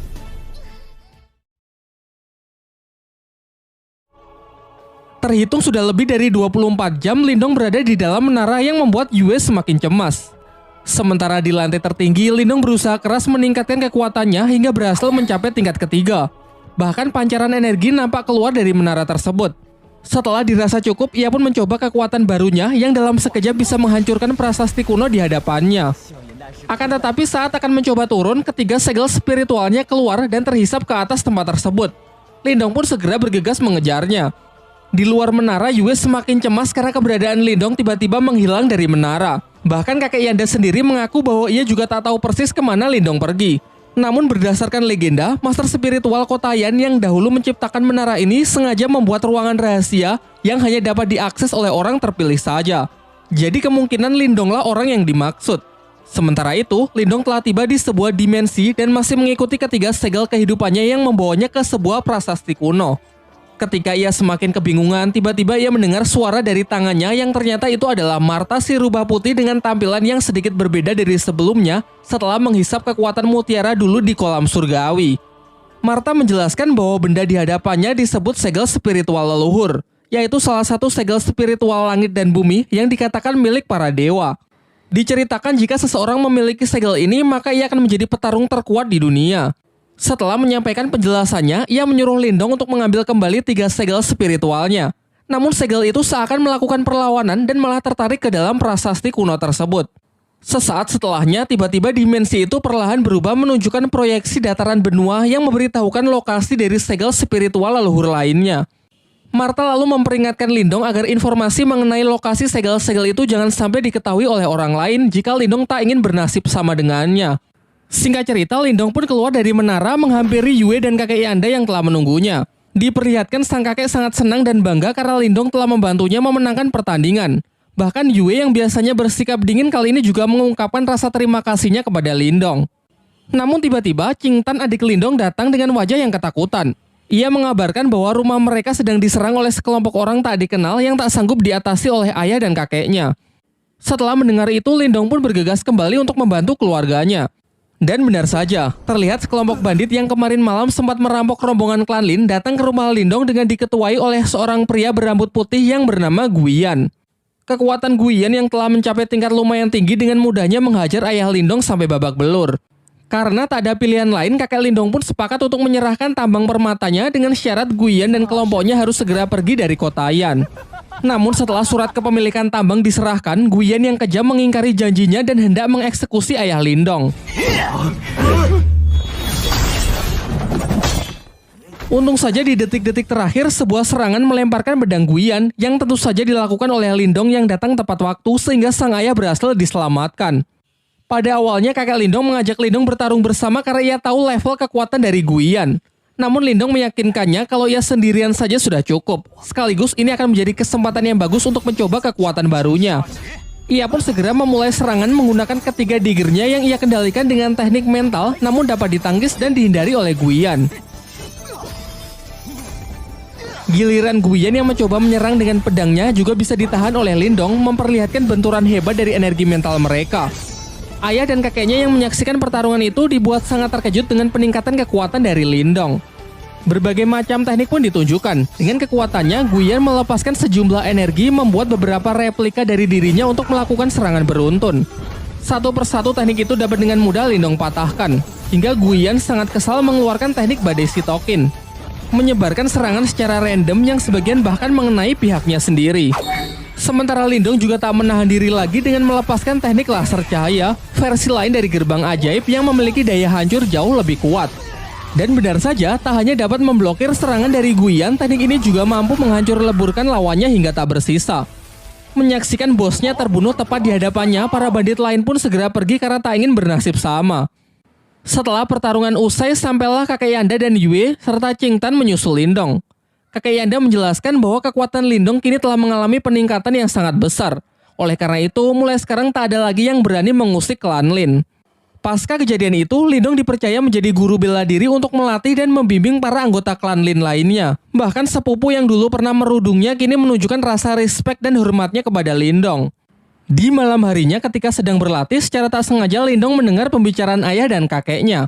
Mereka tengah membahas mengenai klan utama yang akan segera datang berkunjung. Dari sini pun terungkap kalau klan Lin ternyata dibagi menjadi 2 kategori, yaitu klan utama dan klan cabang. Di mana dalam tradisinya, klan cabang harus tunduk dan siap melayani klan utama. Tak lama setelah itu, si Oyan datang memberi isyarat kepada Lindong untuk mengikutinya. Sampailah ia di dalam sebuah ruangan, terlihat Qing Tan yang tak sadarkan diri dengan aura dingin yang menjalar ke seluruh tubuhnya. Di tengah kepanikannya, Martha keluar dan menjelaskan bahwa di dalam diri Qing Tan terserap roh iblis yang menolak energi dari Qing Tan sehingga terjadilah benturan sampai energinya keluar tak terkendali. Jika hal ini tidak segera diatasi, kemungkinan terburuk Qing Tan akan mati.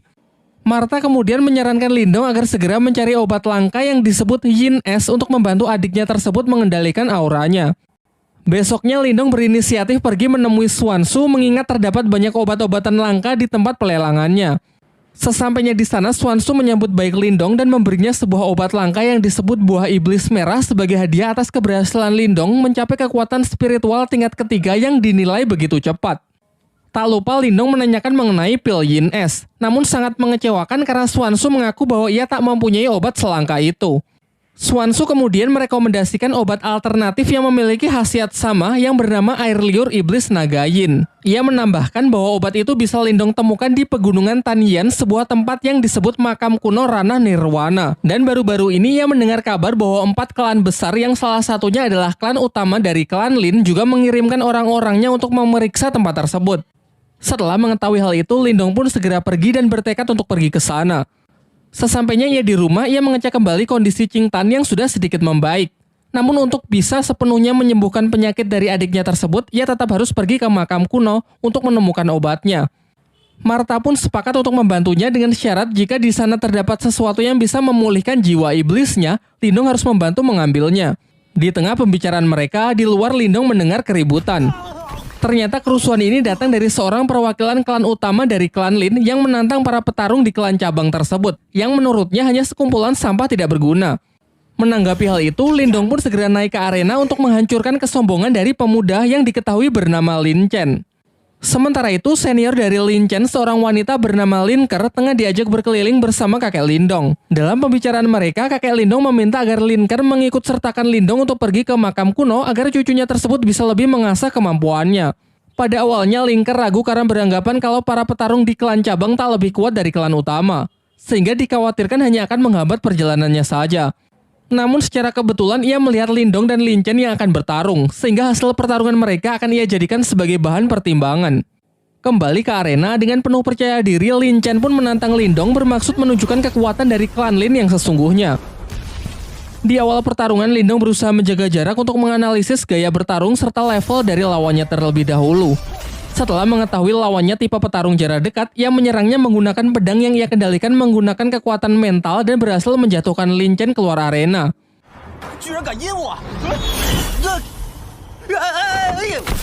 Namun Lin Chen yang masih belum terima memusatkan kekuatannya di kedua tangan lalu melompat dengan serangan cakarnya. Sementara Lindong berusaha bertahan dengan teknik gerbang ajaibnya. Terlihat Lin Chen cukup sukses menghancurkan pertahanan dari Lindong. Sayangnya ini hanya jebakan karena pecahan dari energi mental Lindong menyerang Lin Chen. Pertarungan berakhir dengan teknik Borkeong membuat Lin Chen terpaksa untuk menyerah. Di sisi lain, Lin Ker yang cukup terkesan dengan bakat luar biasa dari klan cabang akhirnya sepakat untuk mengajak Lindong ikut serta dalam ekspedisinya ke makam kuno. Singkat cerita, keesokan harinya Lindong pun berangkat dengan mengajak Si Oyen ikut serta dalam rombongan klan utama ke makam kuno. Di tengah perjalanan ia melihat banyak mayat-mayat yang berserakan ulah dari para bandit. Lin Ker juga menjelaskan kalau sekarang mereka telah memasuki pegunungan Tianyan, sehingga ia menyuruh semuanya agar tetap waspada karena mulai dari sini perjalanan pasti akan menjadi semakin berbahaya. Di malam harinya mereka memutuskan untuk berkemah di tengah hutan. Diperlihatkan Lindong yang masih terjaga karena ingin terus waspada, berbeda dengan Lin Chen yang sudah tertidur pulas. Lin Ker lalu menghampiri Lindong dan menjelaskan bahwa di luar makam kuno terdapat sebuah segel yang sangat kuat yang hanya bisa dibuka dengan menggabungkan setidaknya 4 kekuatan spiritual tingkat ketiga.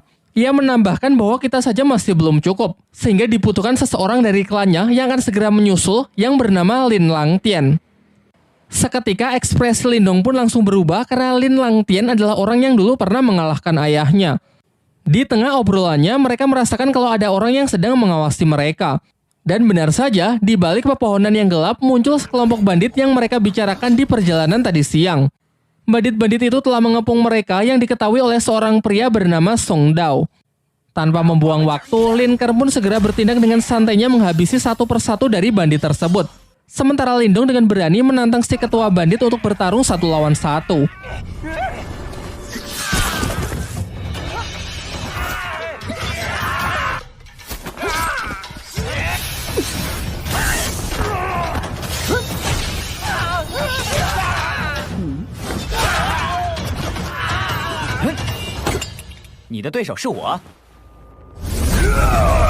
Song Dao pun melancarkan serangan dengan teknik yang ia sebut tinju harimau penghancur. Sedangkan Lindong segera merapalkan tekniknya yaitu gerbang ajaib level keempat.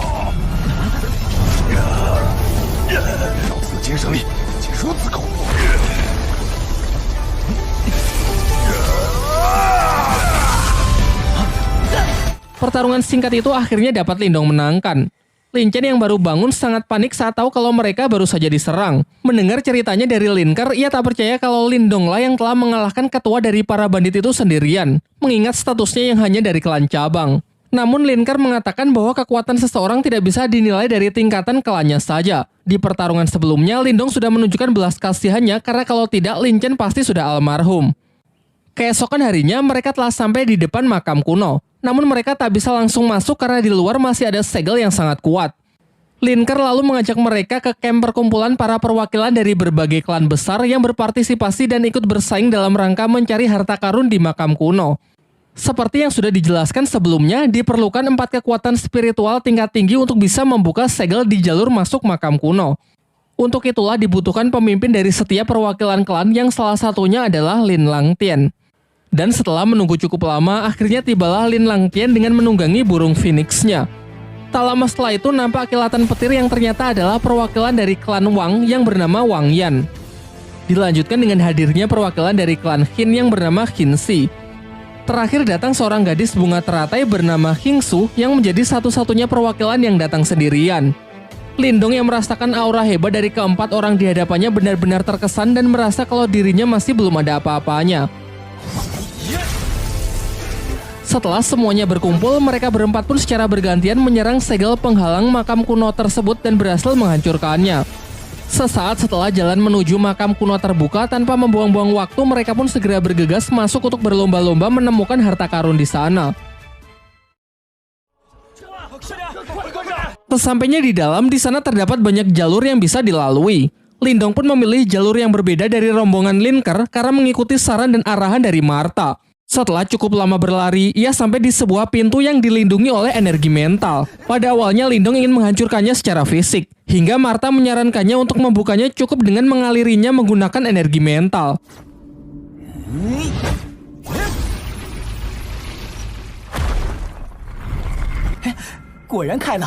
Setelah pintu terbuka, Lindong sangat terkejut melihat di dalam sana terdapat sebuah kolam yang dipenuhi oleh pil spiritual yang bernilai sangat mahal.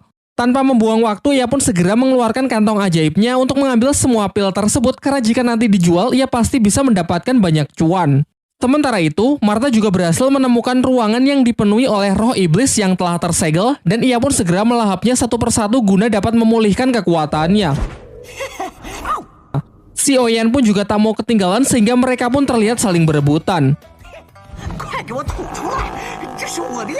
Di saat asik-asiknya panen mutiara roh iblis, tiba-tiba dari balik pintu terdengar suara beberapa orang dari klan Wang yang ingin menerobos masuk. Martha yang masih belum puas dan ingin memakan roh iblis lebih banyak lagi, menyuruh Lindong menahan pintu tersebut menggunakan energi mentalnya untuk beberapa saat. Sampai ketika ia sudah cukup kenyang, Martha membuka pintu di belakangnya dan mengajak Lindong untuk segera pergi. Di tempat lain, Linkar dan rombongannya berhasil masuk ke aula makam kuno di mana terdapat banyak senjata spiritual kuno yang tersegel di atas sana. Namun ia terlambat karena Wang Pan beserta rekan-rekannya sudah lebih dulu sampai dan kini sedang berusaha keras menghancurkan segel tersebut. Karena segala upayanya sia-sia, akhirnya mereka pun sepakat untuk bekerja sama demi menghancurkan segel itu dan membagi senjata kuno di dalamnya setelah segelnya berhasil dihancurkan. Tetapi di dalam hati mereka masing-masing tetap memiliki niat licik untuk memonopoli semua senjata tersebut karena kedua klan ini dari awal memang sudah tidak saling percaya. Tak lama setelah itu Lindong juga datang menyusul dan segera membantu klannya. Diperdengarkan dari dalam dirinya, Martha menyarankan agar Lindong mengambil senjata tombak di sebelah kiri. Lindong pun menurutinya karena percaya Martha memiliki mata yang sangat tajam terkait kekuatan spiritual. Singkat cerita, segel itu pun hancur dan senjata-senjata kuno di dalamnya melesat tak beraturan. Semua orang pun berpencar untuk menangkap senjata yang diinginkan. Sementara Lindong mengikuti instruksi dari Martha untuk bergegas mengambil tombak yang ia pilih. Di saat ia tengah berusaha keras, Wang Pan mengganggunya karena ternyata ia juga menginginkan senjata kuno sama seperti Lindong, sehingga pertarungan pun tak terhindarkan.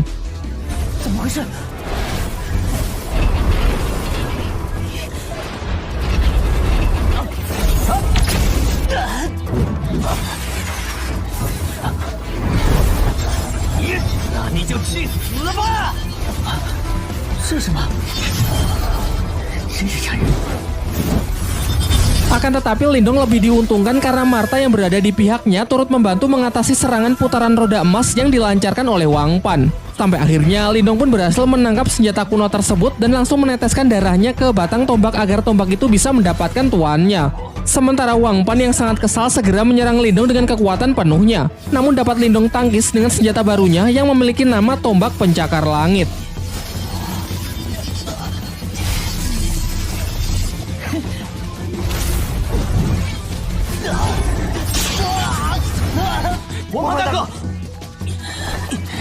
Setelah kerusuhan itu, sebenarnya Wang Pan ingin melanjutkan pertarungan mereka atas nama klan masing-masing. Namun ketika tahu Lin Ke juga berhasil mendapatkan salah satu senjata kuno legendaris sehingga kecil kemungkinan pihaknya bisa menang, akhirnya ia pun bersedia pergi dan menarik seluruh rekannya untuk mundur. Kemudian Lin Ke mengajak Lindong bergabung dengan rombongannya untuk menemukan harta karun paling berharga di makam kuno. Tetapi Lindong menolaknya dengan alasan ingin berkeliling sendirian saja. Singkatnya, setelah cukup lama berjalan, Lindong malah tersesat di dalam sebuah labirin.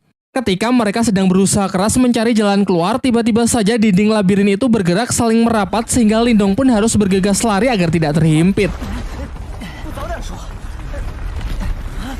Ketika sedang menghadapi jalan buntu, Martha yang curiga kalau ini cuma ilusi menyarankan agar Lindong tetap berlari lurus. Dan benar saja, setelah melewati dinding di depannya, ia tiba di sebuah tempat rahasia di dalam makam kuno tersebut.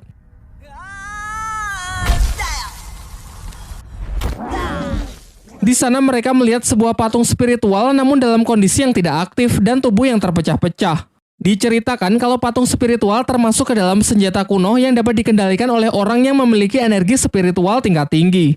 Karena dinilai tidak berbahaya, Lindong pun mengabaikan patung tersebut dan lebih fokus pada benda bercahaya di depannya. Ternyata benda bercahaya itu adalah obat yang Lindong cari selama ini, yakni air liur naga iblis. Akan tetapi harus ekstra hati-hati saat mengambilnya, karena benda itu berada di tengah kolam air es yang dapat membekukan apa saja dalam sekejap. Untuk itulah Martha menyuruh Lindong untuk mengambilnya dengan teknik kekuatan mentalnya saja. Tetapi saat sedang mencoba berkonsentrasi, secara mengejutkan patung spiritual tadi aktif dan langsung menyerang Lindong. Berbagai macam serangan pun Lindong lepaskan, termasuk menggunakan tombak pencakar langit, namun tak ada satupun yang bisa menembus kulit baja dari patung tersebut.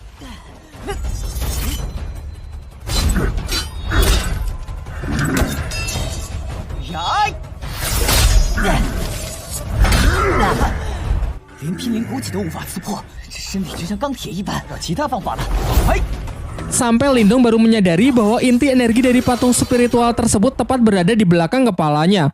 Sehingga untuk mengalahkannya cukup menekan titik tersebut. Mulailah ia menyusun strategi dengan menyerangnya menggunakan laser cahaya dari depan sebagai pengalih perhatian dan menunggu kesempatan yang tepat untuk menyerang titik lemah patung spiritual tersebut.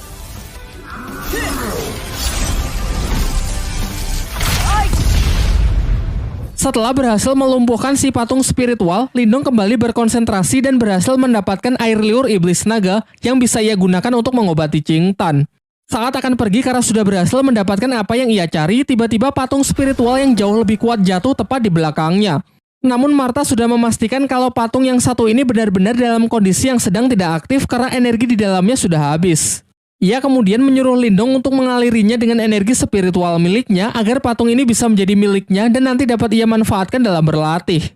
Merasa misinya telah terselesaikan, Lindong pun ingin segera pergi keluar dari makam kuno namun malah tersesat di hamparan lava panas akibat mengikuti arahan dari Martha yang sok-sokan tahu jalan.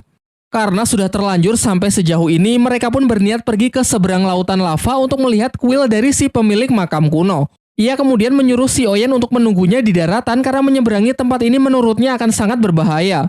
Dan benar saja, di saat sedang menyusuri lautan lava, dari dalam lava muncul sesosok ular api raksasa yang langsung menyerang mereka.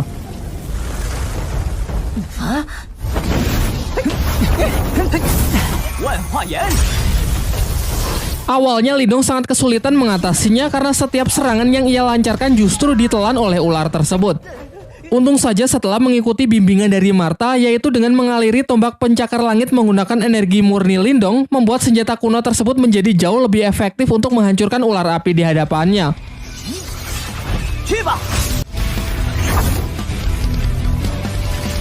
Sayangnya setelah satu ular dapat ia hancurkan, muncul lagi ular lain yang seakan tak pernah ada habisnya. Terhitung sudah 9 kali ia mengalahkan si ular api yang membuat tenaganya kini semakin terkuras. Sampai akhirnya di ular api yang ke-10, Lindong mulai berpikir bahwa kemungkinan lautan lava ini hanyalah sebuah ilusi sama seperti labirin sebelumnya. Ia pun kemudian memberanikan diri untuk terjun ke dalam lava meskipun sangat beresiko karena jika dugaannya salah dan lava ini benar-benar nyata, maka tubuhnya akan langsung hancur tak bersisa.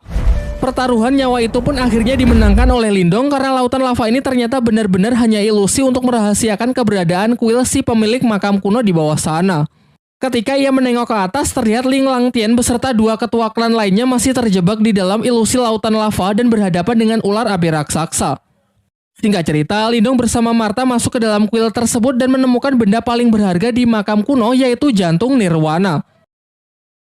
Ketika sedang mengagumi aura hebat yang terpancar dari dalam benda tersebut, Qingsu datang dan mengungkapkan kalau ia sangat terkesan dengan kemampuan Lindong yang bisa menemukan tempat ini lebih cepat dari yang lain. Di sini Lindong sadar akan kemampuannya yang tak akan punya kesempatan untuk bisa menang melawan si gadis teratai tersebut, sehingga ia lebih memilih mengalah membiarkan Qingsu mengambil jantung nirwananya. Lagi pula sedari awal Lindong memang hanya mengincar air liur iblis naga saja untuk mengobati adiknya. Diperlihatkan dengan kekuatan energi spiritualnya, Qingsu berusaha menghancurkan pelindung dari jantung nirwana sehingga terjadilah benturan hebat yang sanggup menggetarkan tempat tersebut. Sesaat setelah berhasil melabur jantung nirwana, Qingsu segera menyerapnya untuk memulai proses penyatuan ke dalam dirinya.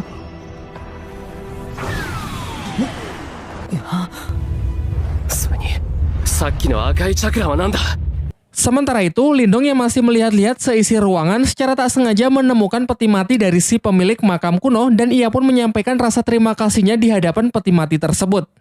Namun beberapa saat setelahnya ia baru sadar kalau di atasnya ada patung seorang wanita. Sedangkan di bawahnya terdapat sebuah catatan yang mengatakan barang siapa yang selalu terobsesi dengan kekuatan nirwana tanpa memahami arti dari cinta, maka niscaya api neraka akan membakar seluruh tubuhnya.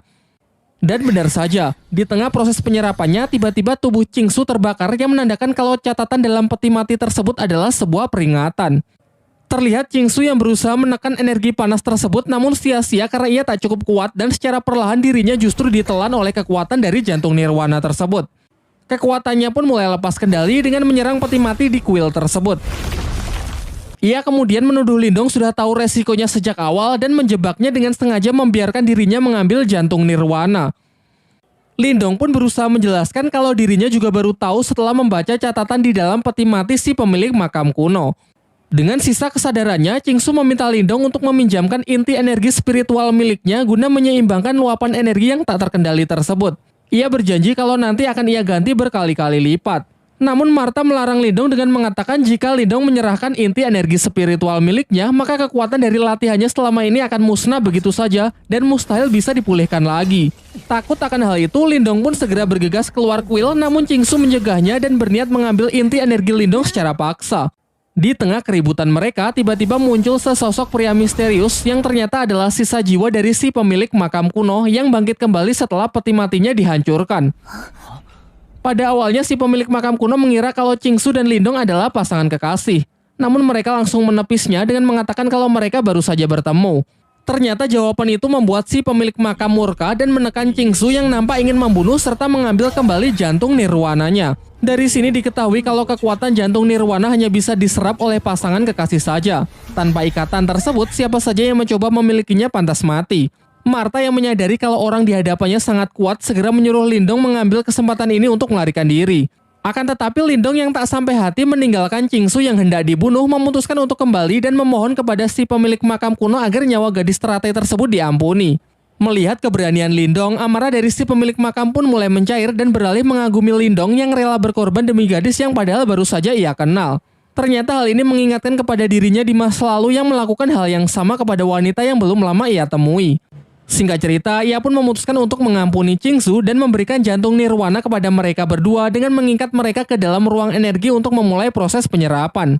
Di waktu yang bersamaan, Ling Langtian dan yang lainnya sangat terkejut karena lautan lava di hadapannya tiba-tiba berubah menjadi air biasa. Sehingga kini tak ada halangan lagi untuk mereka bisa menemukan dan memasuki kuil kuno dari makam tersebut.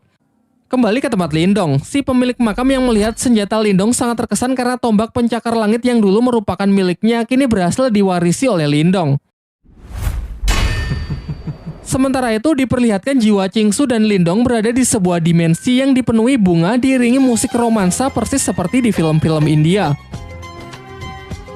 Sampai ketika proses itu telah selesai, nampak mereka yang tak sadarkan diri di tengah sebuah padang bunga berpegangan tangan dengan senyum yang terukir di wajah mereka masing-masing.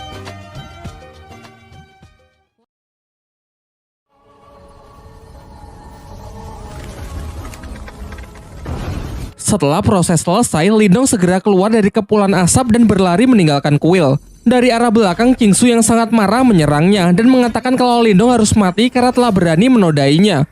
Meskipun Lindong sudah berusaha menjelaskan kalau tadi hanya ingin menolong saja.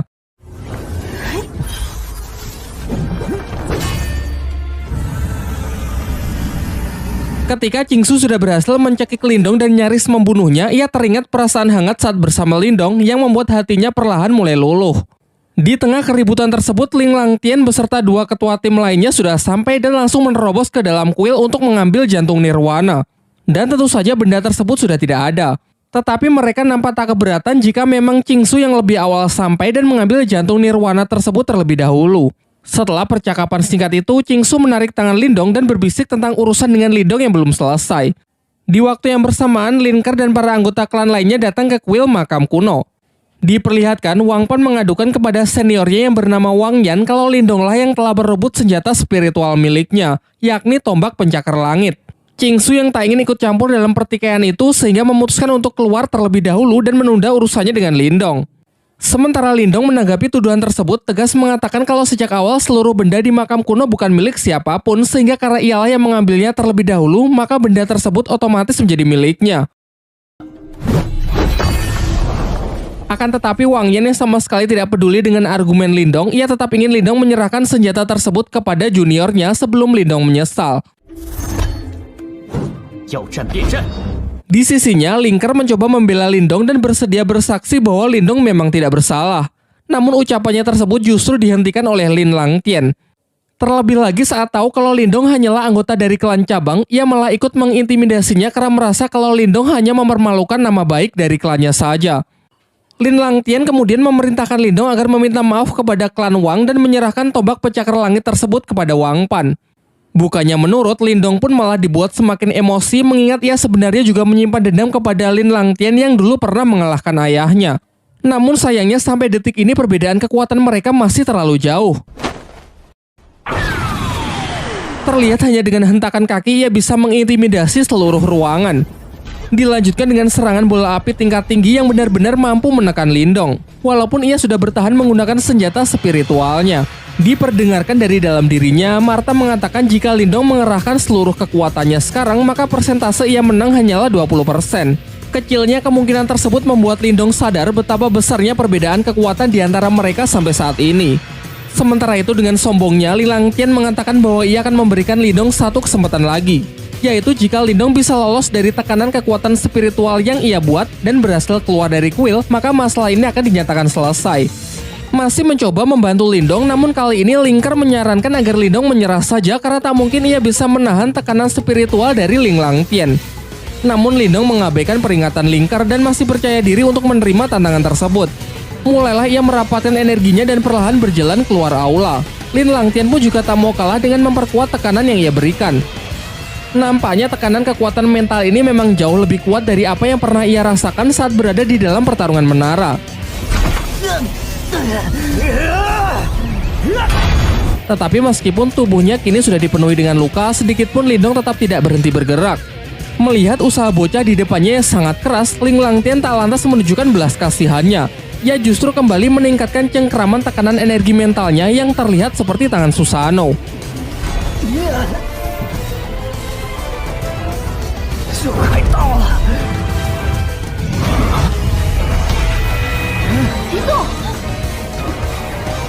Ketika Lindong sudah benar-benar kehabisan tenaga dan nyaris hilang kesadaran, ia teringat mengenai adik dan keluarganya yang seketika membangkitkan semangat dan energinya sehingga ia berhasil menang dengan menginjakan kakinya tepat di luar kuil.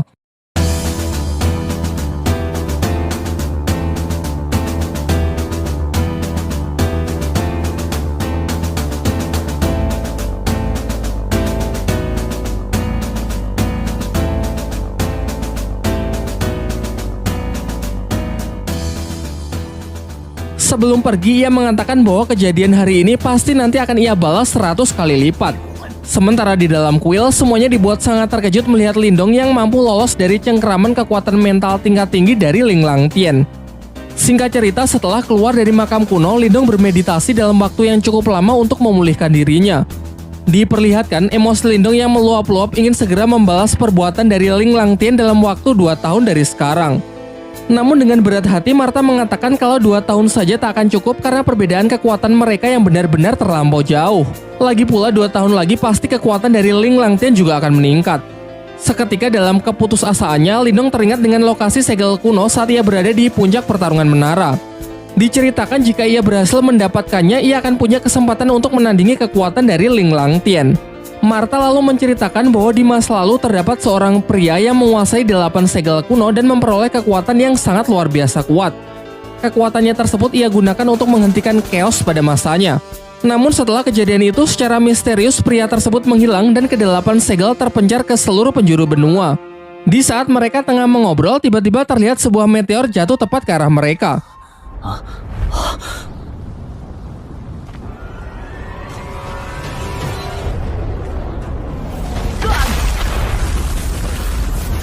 Dan ternyata bukannya meteor, melainkan tombak naga emas milik Wang Yan, ketua klan Wang yang tadi sempat bersinggung tegang dengan Lindong. Di sini Wang Yan menyatakan ingin balas dendam dengan membunuh Lindong karena ia masih tak terima kalau orang yang telah mempermalukan dirinya di hadapan semua orang bebas begitu saja. Sementara itu, Lindong yang berpikir kalau Wang Yan ini tak lebih kuat dari Ling Langtian sehingga ia berniat untuk meladeninya. Namun sebelum pertarungan dimulai, Lindong memberikan obat Qingtan kepada Xiaoyan lalu menyuruhnya untuk segera pergi terlebih dahulu. Pertarungan pun dibuka dengan tinju kekuatan mental dari Wang Yan dan berhasil ditangkis cukup mudah oleh Lindong. Giliran Lindong yang melancarkan serangannya, yakni laser cahaya. Namun serangannya tersebut tak mampu membuat Wang Yan bergerak satu jari pun. Dilanjutkan oleh Wang Yan dengan serangan balasan super kuat yang ia sebut telapak tangan iblis. Lindong pun bergerak cepat dengan mencoba menahannya menggunakan tombak pencakar langit. Dari sini ia baru sadar bahwa pemilik makam kuno telah menanamkan beberapa teknik rahasia sehingga kini tombaknya menjadi jauh lebih kuat. Akibatnya serangan Wang Yan pun dapat ia pukul mundur, dilanjutkan dengan hantaman keras dari teknik mental transformasi berwujud seekor ikan biru.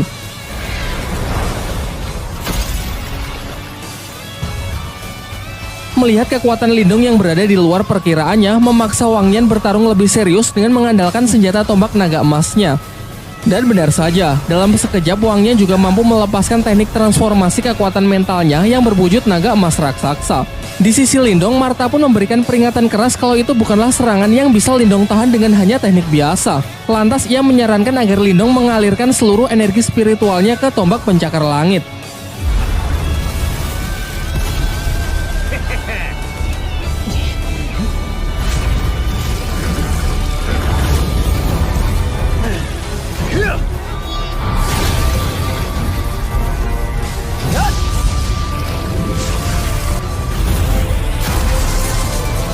Bentrokan kekuatan dahsyat tersebut melemparkan Lindong menghantam keras batu jauh di belakangnya. Sama halnya dengan Wang Yan yang juga jatuh syok menyaksikan bocah di hadapannya mampu mengimbangi serangan pamungkasnya. Ia makin kesal dong, dilancarkanlah serangan jarak dekat untuk segera menghabisi Lindong.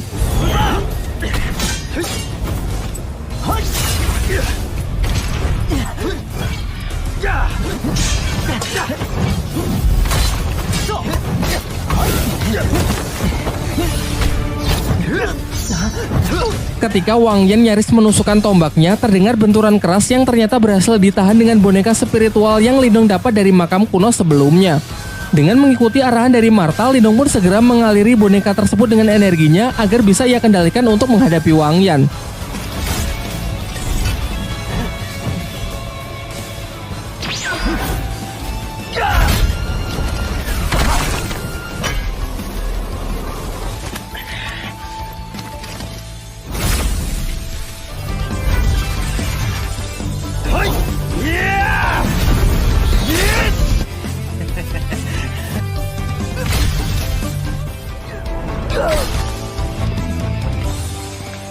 Di saat pertarungan telah berakhir, Lindong berniat langsung membunuh Wang Yan, namun sebuah penghalang ungu misterius mencegahnya.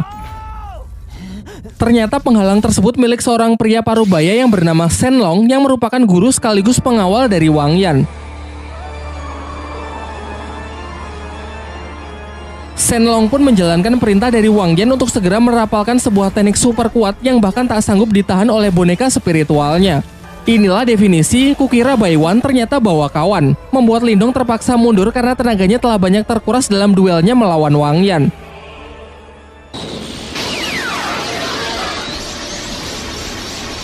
Ia pun semakin panik karena jurus dari Shen Long ternyata dengan cepat terus mengejarnya. Martha pun juga berusaha bertindak dengan menyuruh Lindong mengaliri segala rubah di tangannya agar ia bisa membantu melenyapkan serangan yang mengejarnya tersebut.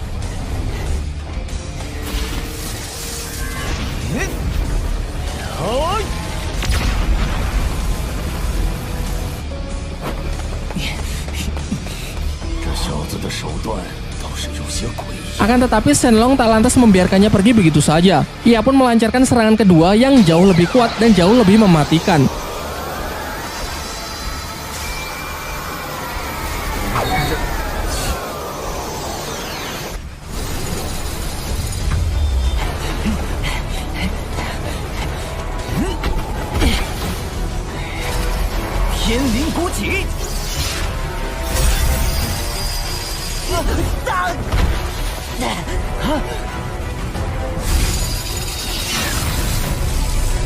Di detik-detik sebelum serangan itu melenyapkan Lindong, Qingsu si gadis teratai datang dan berhasil menyelamatkan Lindong.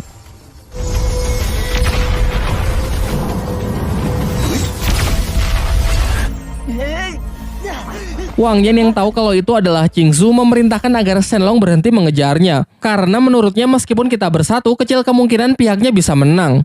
Singkat cerita, dibawalah Lindong ke sebuah tebing di mana terdapat sebuah pohon sakura besar yang sedang berguguran. Qingsu kemudian menyuruh Lindong agar melupakan semua kejadian di makam kuno dan melarangnya untuk menceritakannya kepada orang lain. Lindong yang merasa sangat kesal berkata apakah ini karena dirinya yang masih belum cukup kuat untuk bisa disandingkan dengan dirinya. Dan pahitnya Qingsu mengiyakan hal tersebut. Karena memang level mereka yang terpaut terlalu jauh. Terlebih lagi karena klannya dengan klan Lin juga tak memiliki hubungan yang cukup baik. Namun dari semua kenyataan pahit itu, Qingsu memberinya harapan dengan mengatakan akan menunggu Lindong menjadi lebih kuat. Setidaknya sampai Lindong bisa memenuhi kualifikasi untuk mengikuti sebuah pertandingan yang disebut Konferensi 100 Dinasti. Mendengar hal itu membuat Lindong merasa cukup lega, lalu berjanji bahwa ia tak hanya akan memenuhi kualifikasi, melainkan memenangkan pertandingan tersebut.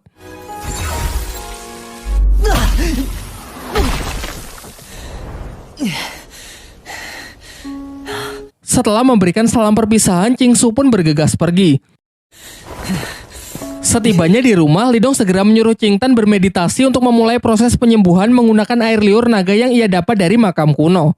Namun sebelum itu, Martha sempat memperingatkan bahwa roh iblis di dalam diri adiknya tersebut sangatlah kuat, dan jika proses ini gagal, maka kemungkinan terburuk Qingtan bisa mati. Akhirnya proses pun dimulai setelah Lindong berjanji bahwa ia akan menemani dan mengawal adiknya sampai proses tersebut selesai. Ketika benda itu berhasil Qingtan serap, sontak tubuhnya pun diselimuti aura gelap, diikuti oleh ledakan energi yang dalam sekejap membekukan lingkungan sekitar.